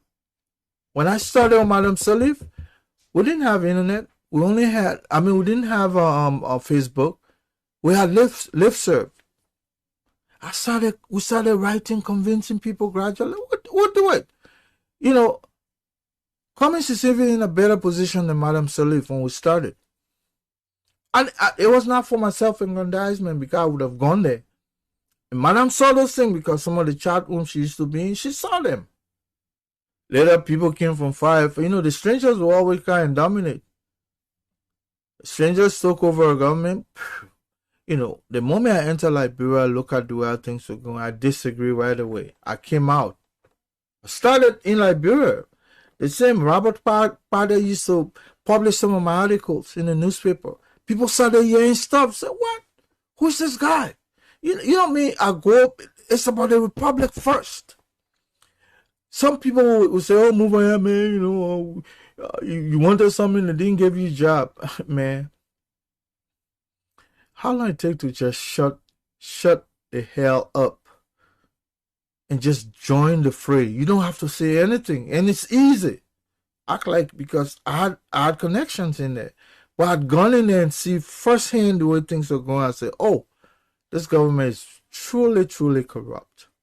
When I came out, I had so many enemies. Oh, so many enemies. They didn't want me to say stuff. I started exposing things. I started writing front page. Africa. I mean, I created volumes of literature. gradually, people who didn't like me, they start getting the message. Later on, some folks came to me, Mary, you know, you are right. You know, but the fact is, people don't learn the lessons. That's why our country is the way it is. Somebody got angry with the previous administration, and they elected somebody who can barely move a pen. That's how angry the people were. That's how very, very angry they were. They didn't want to see anybody who would claim to even come from a high school or middle school. People coined the thing, you know book, you not know book, we will vote for you. That's how protest vote. The same personality that made up that government that occasioned George Weah, you're fighting back the... I mean, sometimes I wonder whether God gave us intelligence as a people, us Liberians. Believe me, you can't have somebody like Joe Buckeye coming back in a country like Rwanda. Hell no. You cannot have that happening in Ghana. Hell no. Yet, they will not agree. Because those people would think they're silly. This is why Alpha Conde, some people asking, but you heard people talking about age. They didn't want to talk about age. It's a matriarchal, it's a patriarchal society. But all of those things, all of the above. While you have a modern country, he was doing well. But the fact that the guy who kicked him out was somebody like a low boy to him. Because come on, man, you cannot be in our generation and you see your great-grandfather that is moving with a cane to go in his room, barely can stand up, becoming your president. Come on, when am I going to have time? When? When am I going to have time to be the president of a country to govern our own generation? You bring in somebody who barely have sense of hearing, sense of smelling. Somebody who practically living, but they're almost gone. To be a president, the rest of, when they start thinking about what's going on around them, it's like probably 5 seconds and 5 minutes later, it's gone. The rest of the world, 5 minutes is too far. Even a minute to comprehend what's around you, it's a long time, let alone 5. Oh, pushing him. Oh, this the guy one is more electable. It's not about governance anymore. It's about who is more electable. Because the idea is to remove one and replace it with another one. You know, it's like you get your tires, 4 tires, you swapping them, then you find another smooth tire somewhere, you put it there. I mean, it's just a matter of time. It'll pop. It'll pop. You're removing George Weah, who is not sophisticated, as you claim. You're trying to bring somebody who barely can stand up. Both of them equal. This guy's not sophisticated. This guy doesn't have the strength and the health. People can call me, oh man, leave the old man. Why don't we leave the old man? These are all people who have interest in the next government that should come. That's all. That's what's up in Liberia. Every government that comes in, because people have not been able to create another attraction. What some of us are looking for, let somebody just establish the blueprint that there can be a private sector that is even more lucrative and attractive than this public sector. Forget about this governmental thing. We all cannot grow up living on the backs of government and thinking that the country is okay. No country survives that way. Go to Ghana, the private sector is so large. Nobody even thinks much about government. Go to Nigeria, the same. Go anywhere. Go to Rwanda. Government is the least attractive area to work. This is why we want somebody who understands corporate creation, that will come and create a private sector that will flourish for everybody. That so much that nobody will want government job. You put government job here, you put private job, people will go for private job. That's all we want. Somebody is talking, I just want to come 6 years and set the country straight. Well, which idea do you have to set the country straight? You barely can explain it to us. You don't have the health. You don't have the strength. Maybe the younger Joe, yeah. You don't have the strength. We need somebody who actually have been tested in a large multinational corporation. Can you imagine if a white man looks at you as a black man coming out of Africa? You small. They still look at you and say, this guy can do this. You prove yourself in one corporation. You went to the other. One thing about America, once your performance is great in one place, they'll grab you and put you, once they get a reference. And they know how to get their references. You can't lie about it. They know how to get their references. And you go there, you create. 3 different organizations, big ones, mega.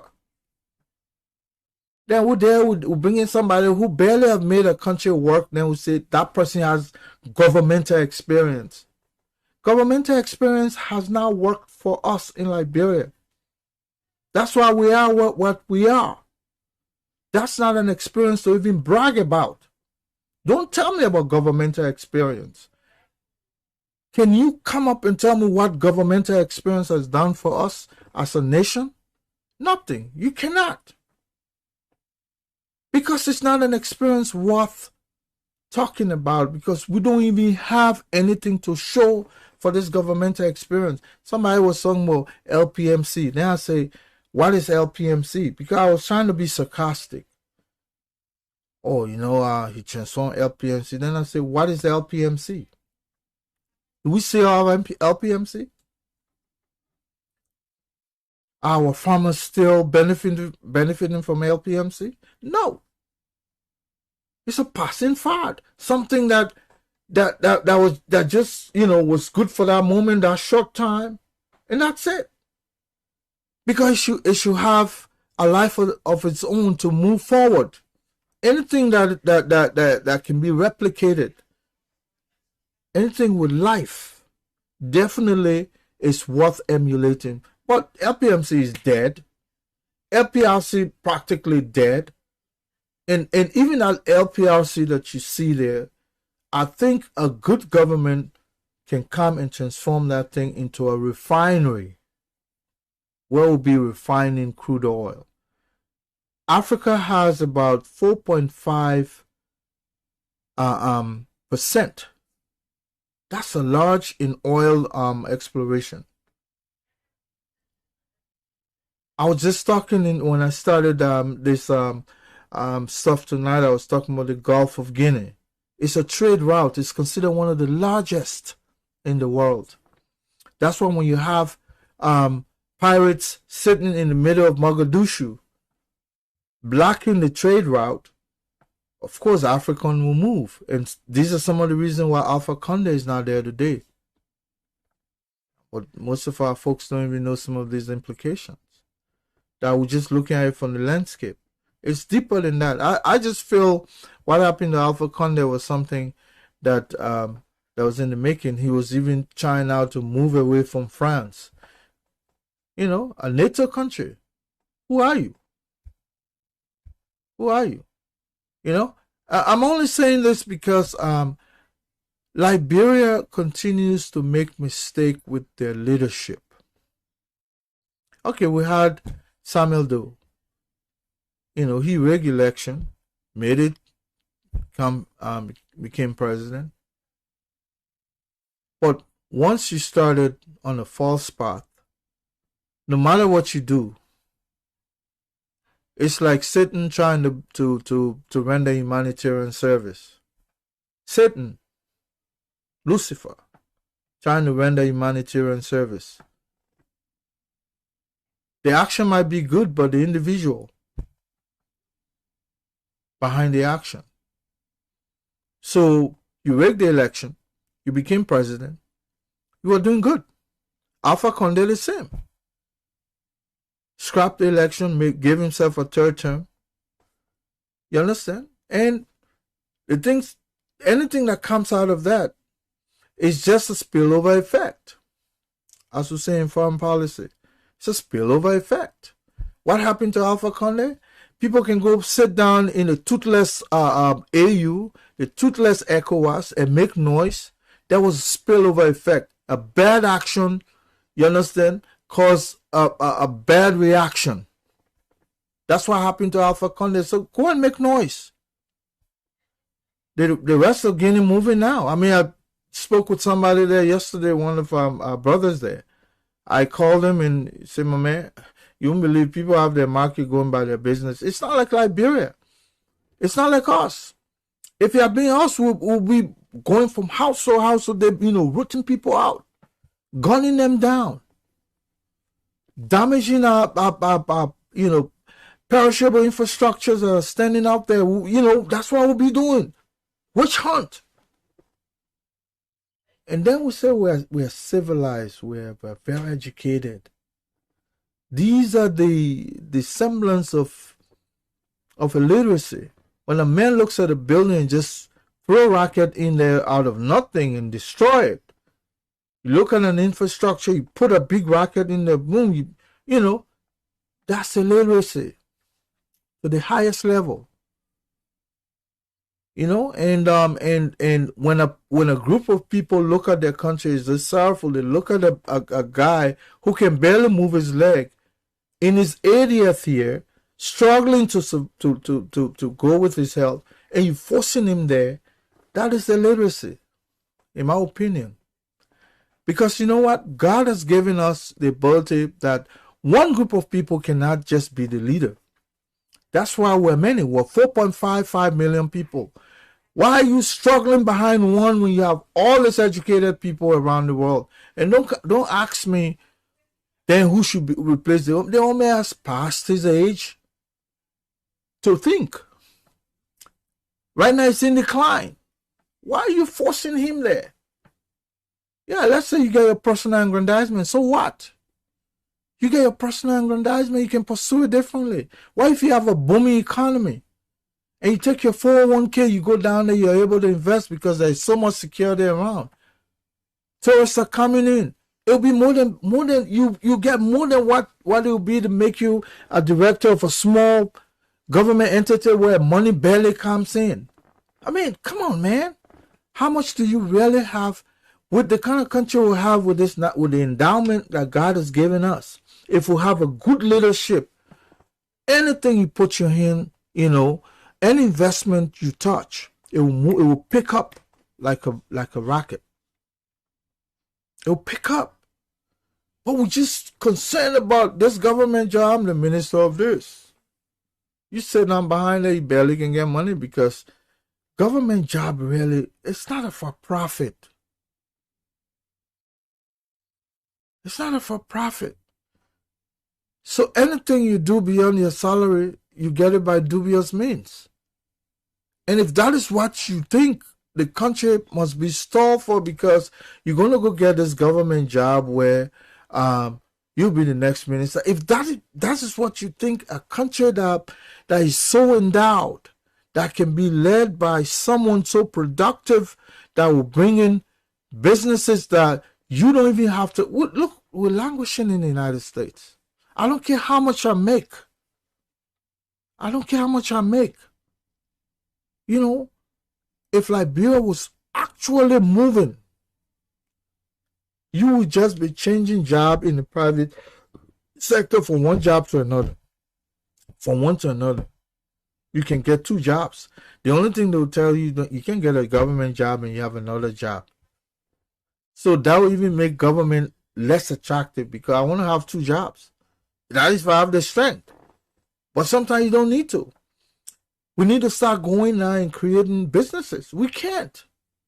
When you have Jefferson clergymen marching in the street on his birthday, which business would you take there? Who is going to be going to any investor and say, hey man, I have a country, we're rich in this, we have this and that, and you take them there. There are folks who have left from here with people that want to go and invest in Liberia. They go, they're those people, they didn't make it. They refer to them as crooks because the picture they painted when they put God there was different. Those people lost their investment. Some of them have turned their back towards Liberia. So we need to go back and begin to bring in concessionaires, people who would come and say, oh, remember the guy from Coca-Cola? Yeah, he's the president of that country. Oh, businessman is like, Leonardo Messi moved to a team. All the soccer phenom, people who love soccer, they'll be watching for that team. That's how it goes.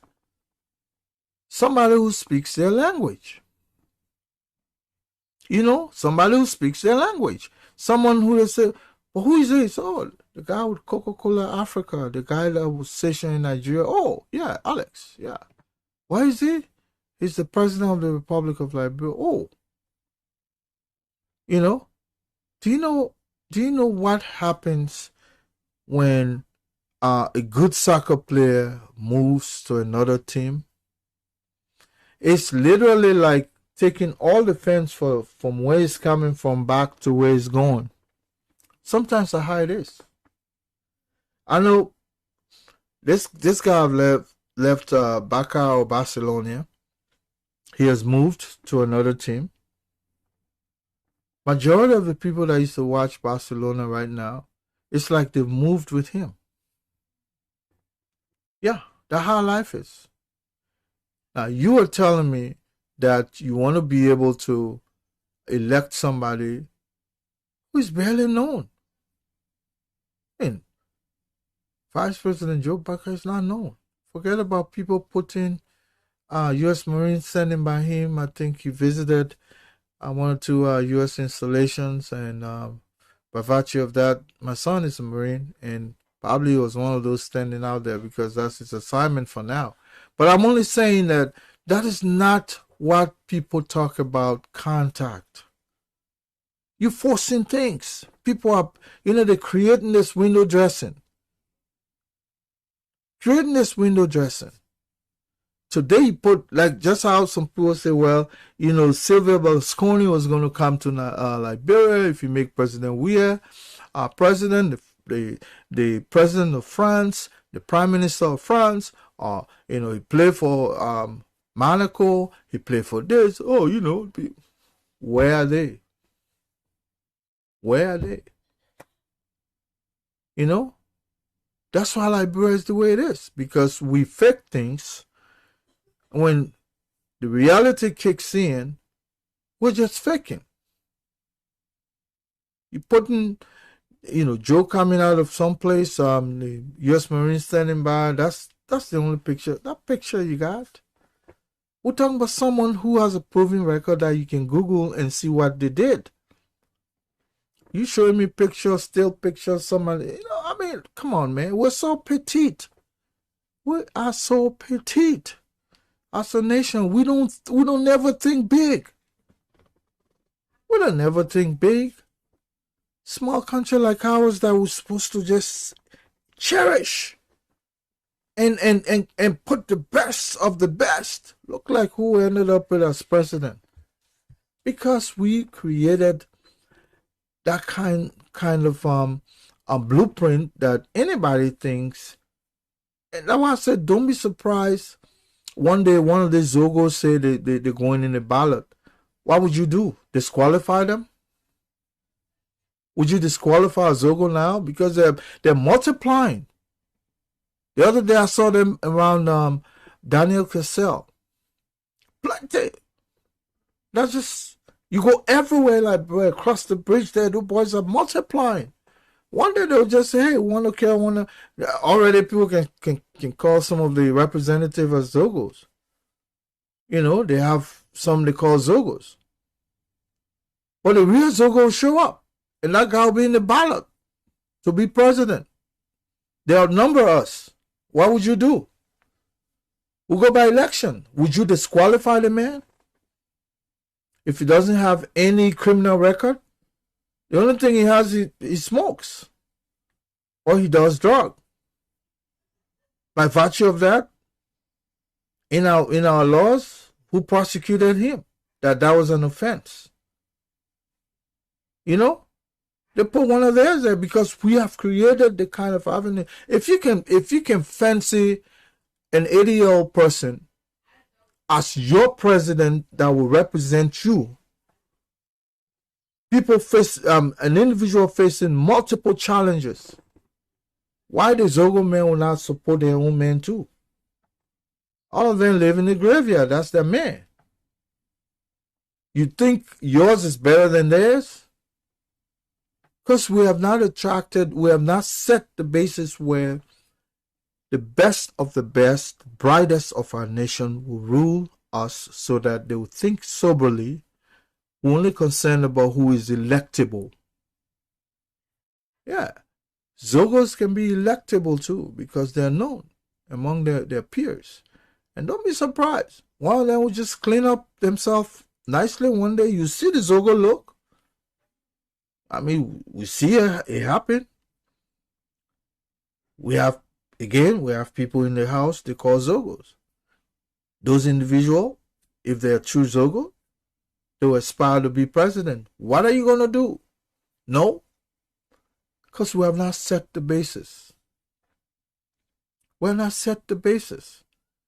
We just need somebody that will come and change this whole system we have there right now, where anybody can rise up and a plank seller. Nothing wrong with selling plank. But to become a lawmaker when you don't even understand what it takes to even create laws that will govern a nation. You grab the man from the playing field, you make him leader. You understand? The other day somebody was mouthing Boto, I think the lady who won the election in Buffalo. Yes, you have created a system. So why are you yelling? Chicken are coming home to roost. Exactly, that will happen. And continue to filter, fan this kind of individuals to lead you. People will become emboldened. You know, go see the last election. And then there were the guy, I always forget my main name, but the Rasta guy who made the song. People want to yell at him. You know, they want to yell at the guy because the guy went to work, was running to become president. To become a representative. Why are you yelling at him? We have created the avenue where anybody can come from the street. We don't scrutinize anybody anymore. It's none of our business. The world is brutal. I always say the way we go about our country will remain behind for forever. Because you know what? Imagine campaign comes to order. Imagine what happened to Alpha Conde. I'm not saying that it should happen to Joe. But just imagine if you are the president of the country at that age. Something heavy at that level happen. What will happen to you? What will happen to the country? It's just that Guinea has better structure than us. I must admit. They have layers of structure that can protect their nation. Nobody dare,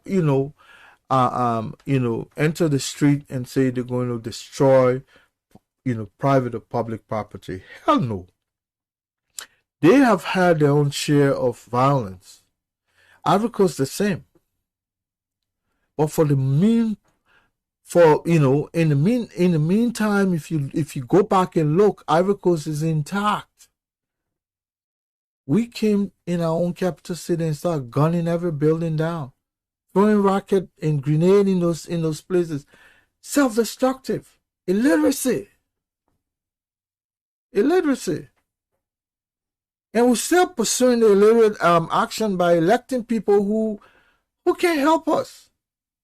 Who can't help us? I mean, which nation in the face of this? That's why sometimes people say, "What? You think Didier Drogba will turn drunk and say he's going to go run for the presidency?" He's not going to go anywhere because that society is highly literate. In Nigeria, you think Nwako Kanu or somebody would just jump on Terrible West and say, "I'm going to run for the presidency"? Hell no. Even in neighboring Sierra Leone, they will not do it. Just us. Us, Liberians. We're strange people. What's strange? Look how we're pushing right now to be president. I mean, come on, man. You talking about wisdom? You think wisdom comes by age? Age is not wisdom. Age is longevity.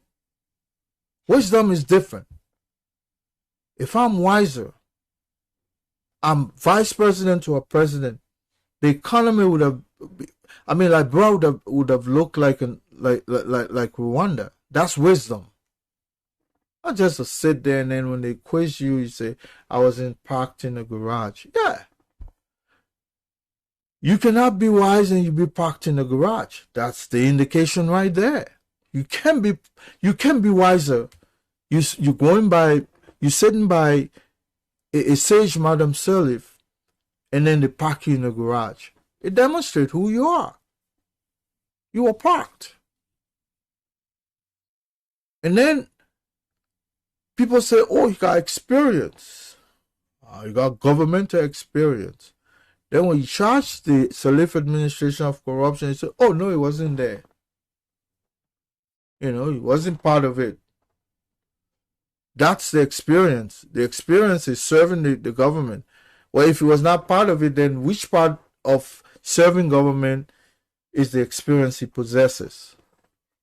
Oh, no, we're talking about that corruption. He was not part of it. Great. I like one of these guys said, if you were in a car and then the car was pulled over and then they saw narcotic or they saw marijuana or some, illegal paraphernalia in the car, they will arrest you first, maybe until they find you that you're not guilty. But by association, you're guilty until otherwise proven. Okay? But I got nothing to do with the corruption because I just consider that whole 12 years all siren passing, international organizations pouring in, NGOs, workshop, a lot of activities went on. All of those things just went down. At the end of the day, it's like the dust settled. What happened? Nothing to show because there were too many noise. People thought the economy was moving. But because nothing solid happened, that's why nothing solid exists. Period. If Liberia were really making the advancement forward, you could not have gone to Liberia today and look this way. 4 years later, Rwanda will look like Rwanda, even if Kagame is no longer there. Because the structure has been left behind. It's going nowhere. It's there. You tell me that Madam Sirleaf, everything is about numbers. They said 16 billion went in. Yeah, I agree. Do you know where those $16 billion went? Went in private pockets. Some of these people are barren today. They are rich. You think Robert Sirleaf cared to go to Liberia? He's wealthy. He's sitting somewhere. His mom. Corruption is a menace. That's why people don't want certain people to come, because they will change all of that for them. Can you imagine?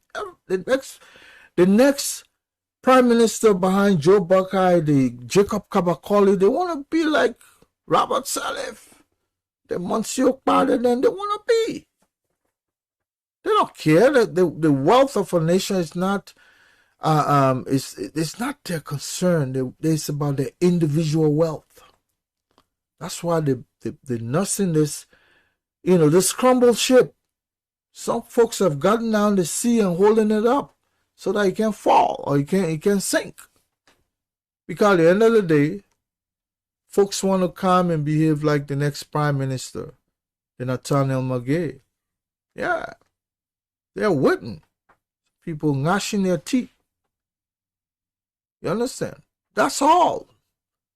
Well, when are we going to get the idea that if few people benefit at the expense of the majority, a country will never develop. A country will never develop. And some of us will make this noise. You're going to elect Ome Buckeye. You'll put him there. Nobody's going to come out to make noise. Some people will even revert to the Prophet Key style and start cussing their mouth later on. Because I force him there now. He's more electable. He's more electable. Remember when people were pushing George Weah, who was singing the song? No, don't do it. Don't do it. Some of these folks now don't even have, some of them I've seen out there just feel like cussing their mouth.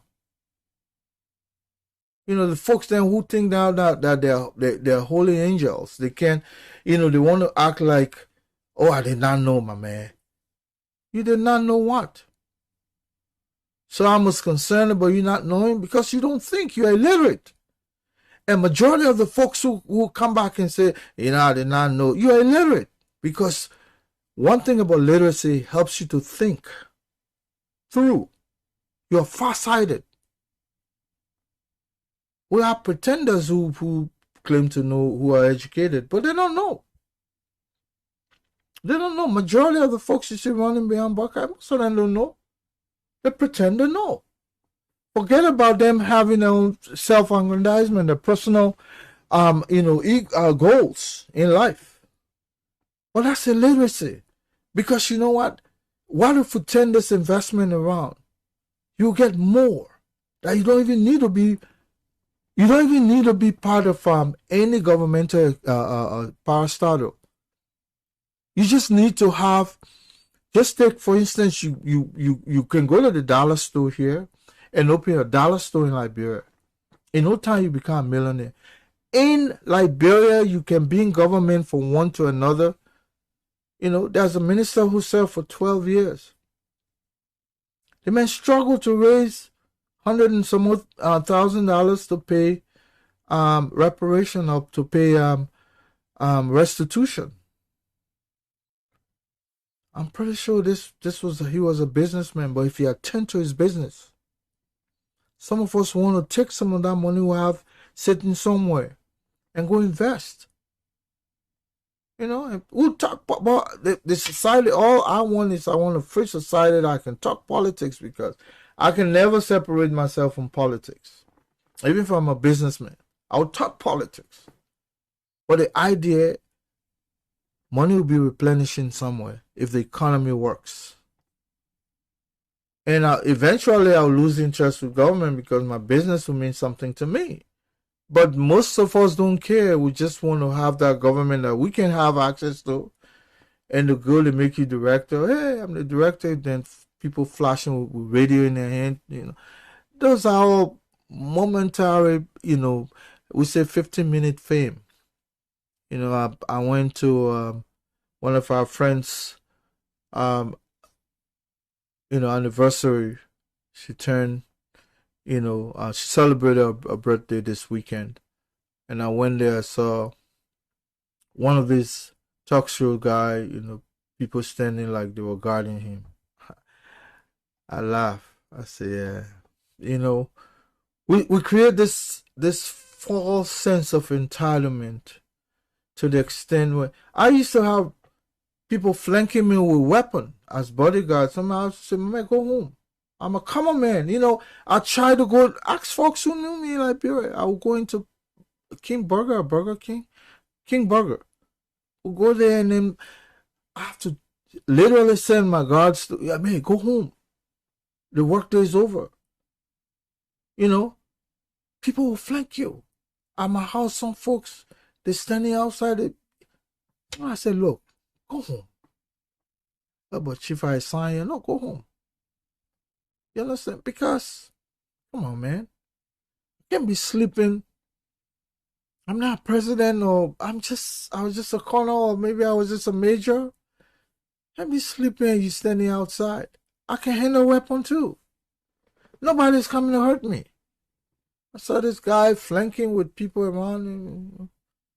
False sense of hope. False sense of entitlement. Who wants to do that? Come on, man.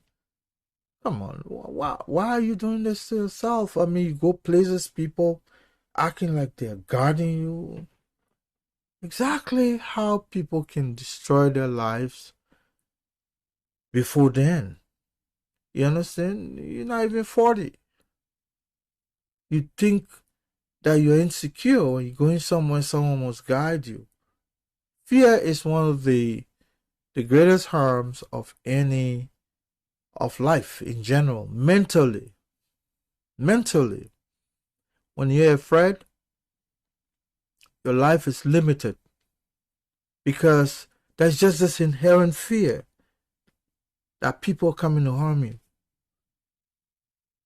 You know, that people coming to harm you. Exactly what happened. I think I saw in Iowa, you know. And then when you talk, people say, oh, you jealous. Me jealous? Me? I used to have real armed men guarding me. I used to drive them, go home. Because people love those things. I mean, they want to be seen around certain people acting like, no, go home. I mean, I went to sharpshooting school. I went on the range. I shoot well. And I used to have my weapon. Don't you ever think that somebody, I'll make myself so insecure to the extent where to go outside, I'm afraid. Why am I shortening my life? Life is so short, then I'm creating, you know, this hurdle that I will sit down and think that somebody's coming to harm me. No. I mean, ask everybody. I was so flexible among people. You understand? People want to get somewhere, they want to get up and for me to sit down. Hey, sit down. Oh, you can't have the minister standing. Oh, you can't have the chief standing. You know, like, bro, that's us, right? But you have to make it known that you don't have to be that person. Sincerely, we creating this just because all of us want to feel important. Now, folks are pushing, you know, they don't care. They know definitely, look, you do the survey. Ask who would transform the Liberian economy in 6 years. Most of them would choose Cummins. I've tried it 3 different times. Well, if the man who would transform the economy and the man who is electable, you understand? But would not transform the economy, who is more important? You know, I just feel that if I can take a Madam Sirleaf from nowhere where she was very unpopular. Imagine she was so unpopular that most people didn't want to, you know, in Liberia, that's why I say when some of us look at the choices we make and put one thing about me, if I believe in something, nothing can change me. I see a lot of folks, you know, they think, oh, I think the woman got it. They're getting there, you know. Don't worry. This time around, we'll fight. We'll try to get it. I'm telling you, Papa King, the bar is too low. Bodyguard for talk show host. You know, I forgot. Bodyguard for talk show. Well, I didn't say that. You know, anybody can have their bodyguard, but you're just making the world so difficult for yourself. I mean, come on, man. You know, Colonel, I go somewhere. Yeah, Colonel, what's up?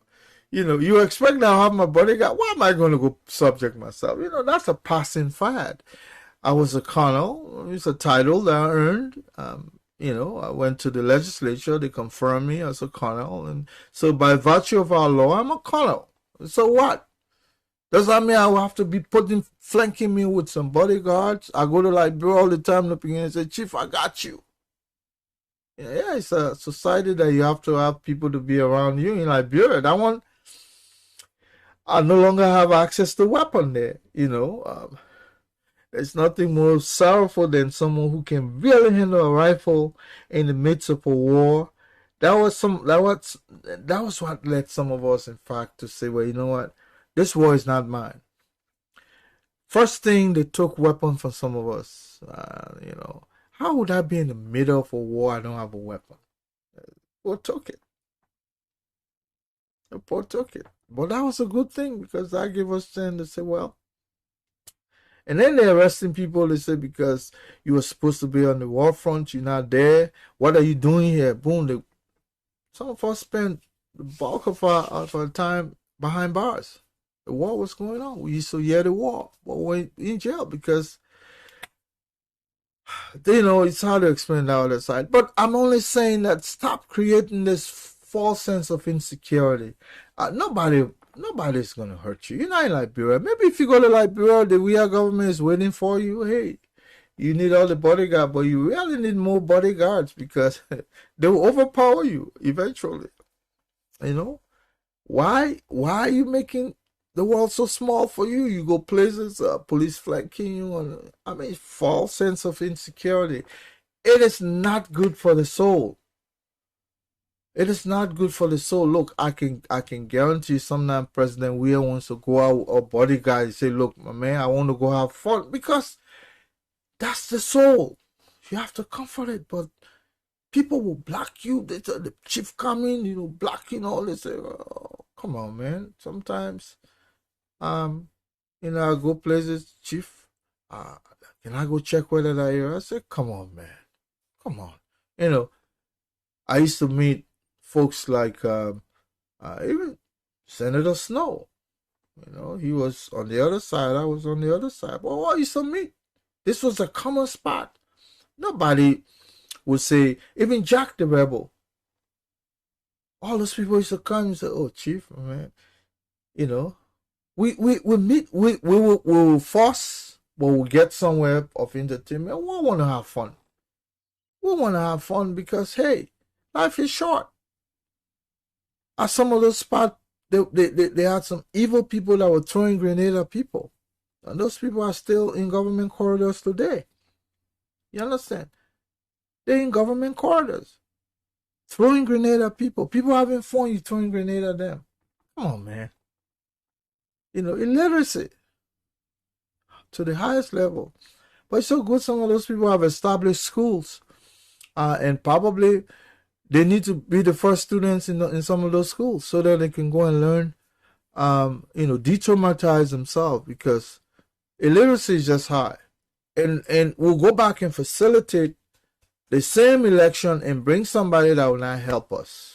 No, our country is so unfortunate, I'm telling you. The fact that they have elected George Weah just tells me that we don't care who goes there. Once that person is connected to us, that all will care. Whether that person will take care of our situation, you can tell that the job is too much for George Weah. Now you're going to put an ailing man there, a man who has his own struggle with illness. You're going to put him there. And, I heard him, JNB on Voice of America the other day say if they ask you for your health record, would you agree? He said if that's what the law calls for. You know what's up. You know what's up. Some of us don't need to see JMB's health record. We know he's not okay. Unless you tell me I can see, but he's not okay. You see the man walks, he's taking his time. That's age. Like I said, I'm in my 50s. I know what I was when I was younger. I still feel, I can feel the law of marginal returns coming in. Somebody who is 30 plus years older than me, that individual is up there. And then you force him to be president of a country, a young country that has nothing. That's the guy you think will transform the economy. Then people say, you don't like the old man. We're in a collaboration. Today, Manny Pacquiao Dumoy, when he was talking, he said quite substantial stuff that people start getting angry. Oh, we're in a collaboration. People who call a talk show host and lampoon Cummings, talking about him being stranger. Today they call and say, oh no, we're in a collaboration. This double-faced, double-sided way of doing things. You angry with Manny Pacquiao Dumoy for making certain statement against somebody you cherish, but then you cheer on someone who says something negative about the other person. And for some of us, I don't care. I don't care. You know, you calling someone baby police, you calling them stranger, you know, calling them they are not electable, they are unfit, you know. And then those individuals really working to become, some people, like I said the last time, some people they'll get something but they'll fight for it. Madam Sirleaf was one person who fought to become president, and she became. Some people will struggle, but they'll get there. Others, they don't struggle. Easy. They get there. That's fine. But everybody, you know, everybody does not fall under that same star. But they'll get there. Eventually, people will be making their case. You get in, this man is not electable, you know. I can enjoy sometimes when people tend to say, oh, this person will never be. I mean, if a man packs their bag from Africa like how some of us did, came to a world where nobody knows him, his father is not the owner of Coca-Cola, Pillsbury, that's not his mom's farm, you can just name them, you know, General Mills, that's not his uncle's factory. Those individuals wiggle their way through.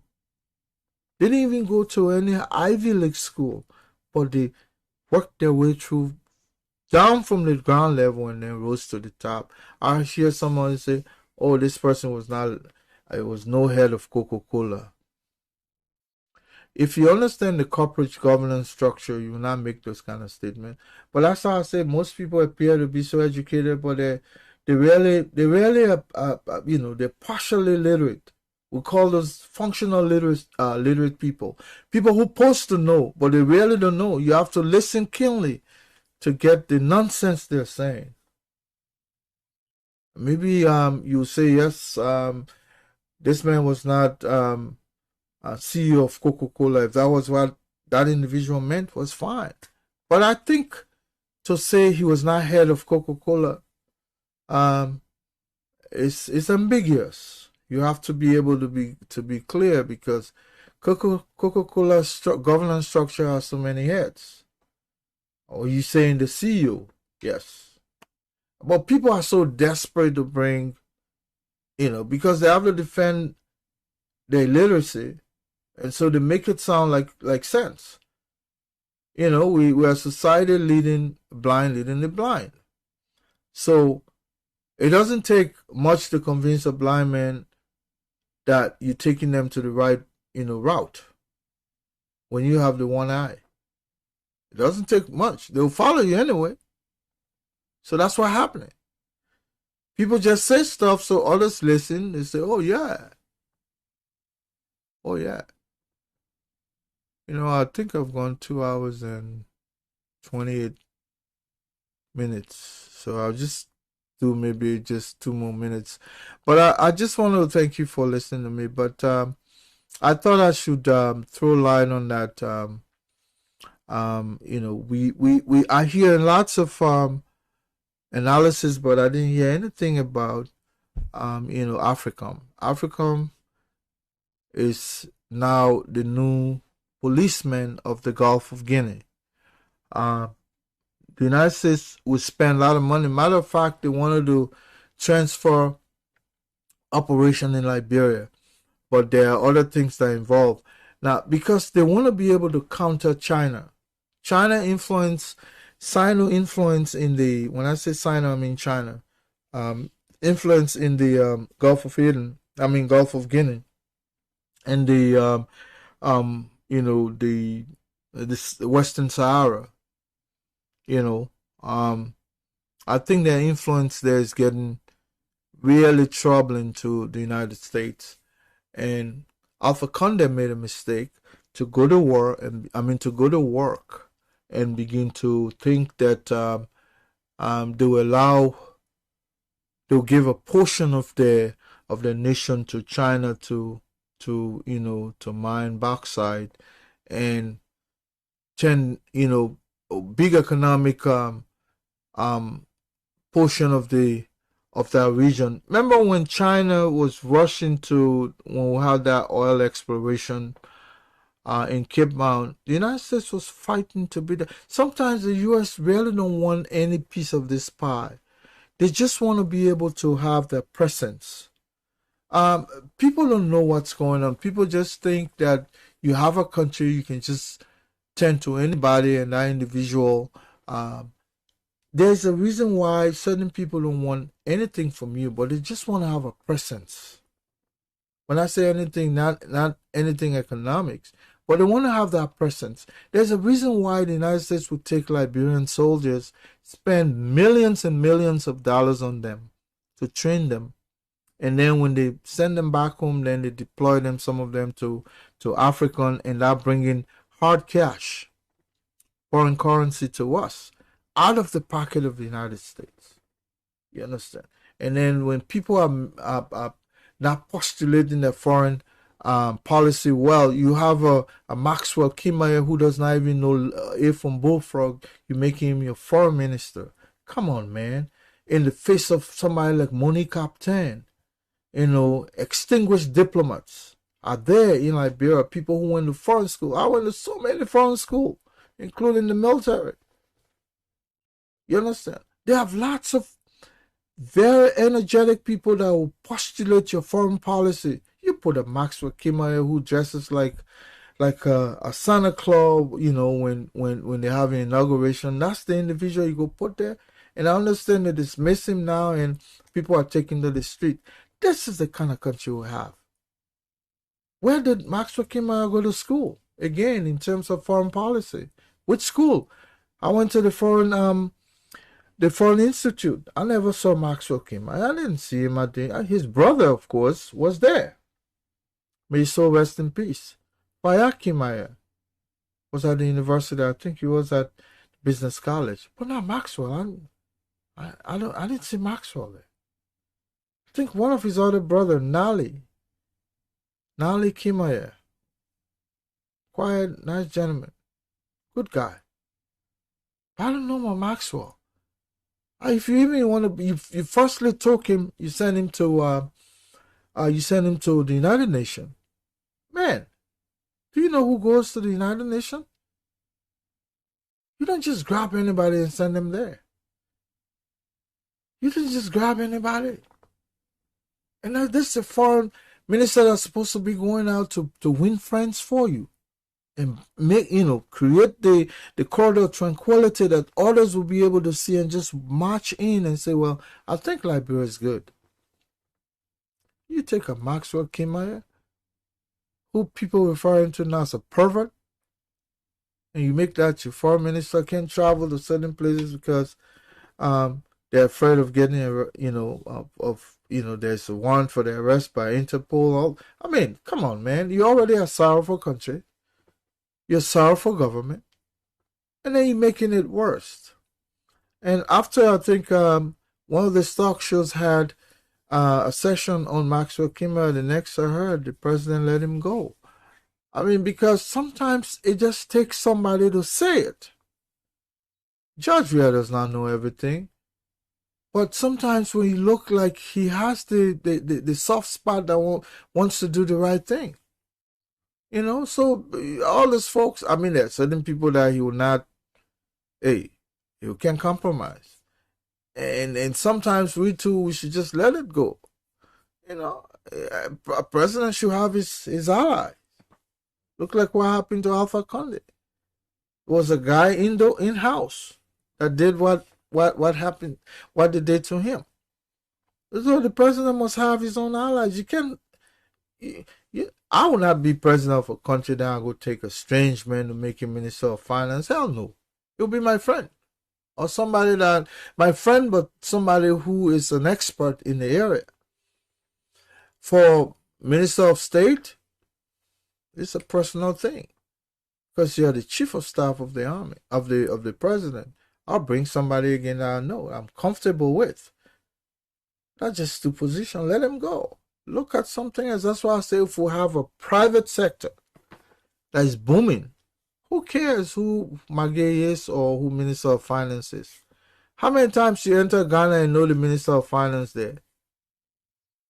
Do you go to Rwanda and begin to ask, who's there? I wonder who is the Minister of Finance? Where?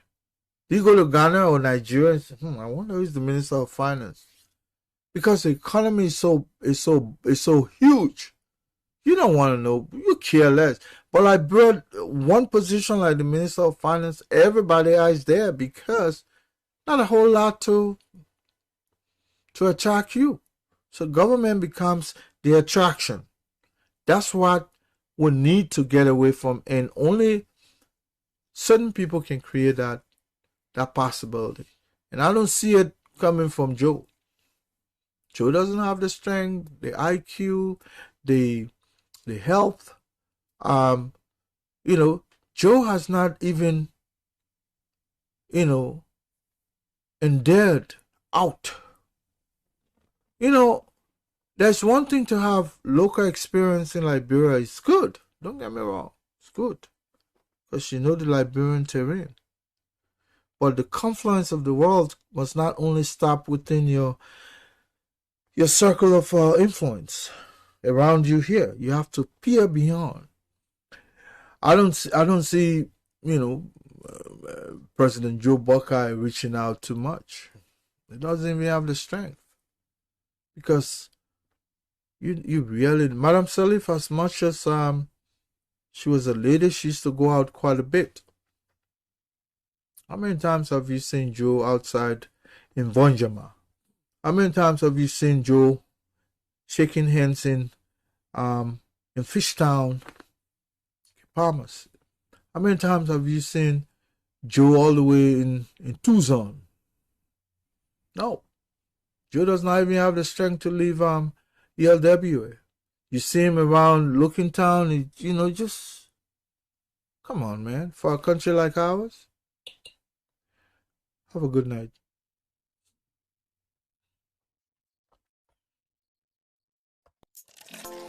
J&B Records. CP, say, hey, Mama Liberia. Say, hey, Mr. President, save Liberia from poverty, save our country. Mr. President, save Liberia from poverty, save our country. Mr. President, save Liberia. This is a message I brought to the president. It's on the iron hand and it's time to beat it. Beat it, Papa, beat it. Beat it, oh, Papa, beat it. Come and beat it, and I'm friendship. Come and beat it, and I'm friendship. Yes, you can attend a project in the poverty. In the community, too much of choo can bring too much of doom. At the end of the day, we all fall apart. Liberia, that the only country we know we can be the borders now. Say, hey, Mama Liberia. Say, hey, Mr. President, save Liberia from poverty, save our country. Mr. President, save Liberia from poverty, save our country. Mr. President, save Liberia. This satisfaction can bring memory. Say, not sell it for the company. If you not save us, I will we will enter echo. Compromising to a point, Jordan, quality. Friendship, people, boy, you tell us, say you want work for them. All the promises you may hope you not forgetting. USD playing LD in the CBA. Scooby playing our parents in the Champion League. NBA playing Magneto in Premier League. The whole country now can't eat the poverty. They in the government, but they thought us for your unani. For your unani and for the whole government. Say, hey, Mama Liberia. Say, hey, Mr. President, save Liberia from poverty, save our country. Mr. President, save Liberia from poverty, save our country. Mr. President, save Liberia. Thank you for the road project, Papa, you carry on. I want back, we can see it, we can hear it for your need. Agriculture benefit, I said I show we. Once the road connected, by the food coming. Let's forget about the PG, talk about the smart thing. Let's forget about the PG, talk about the smart thing. What's up with LEC? What's up with see what Papa, they couldn't get it high. They couldn't get it high, Papa, they couldn't get it high. See for your people, stand and man and fight for your country.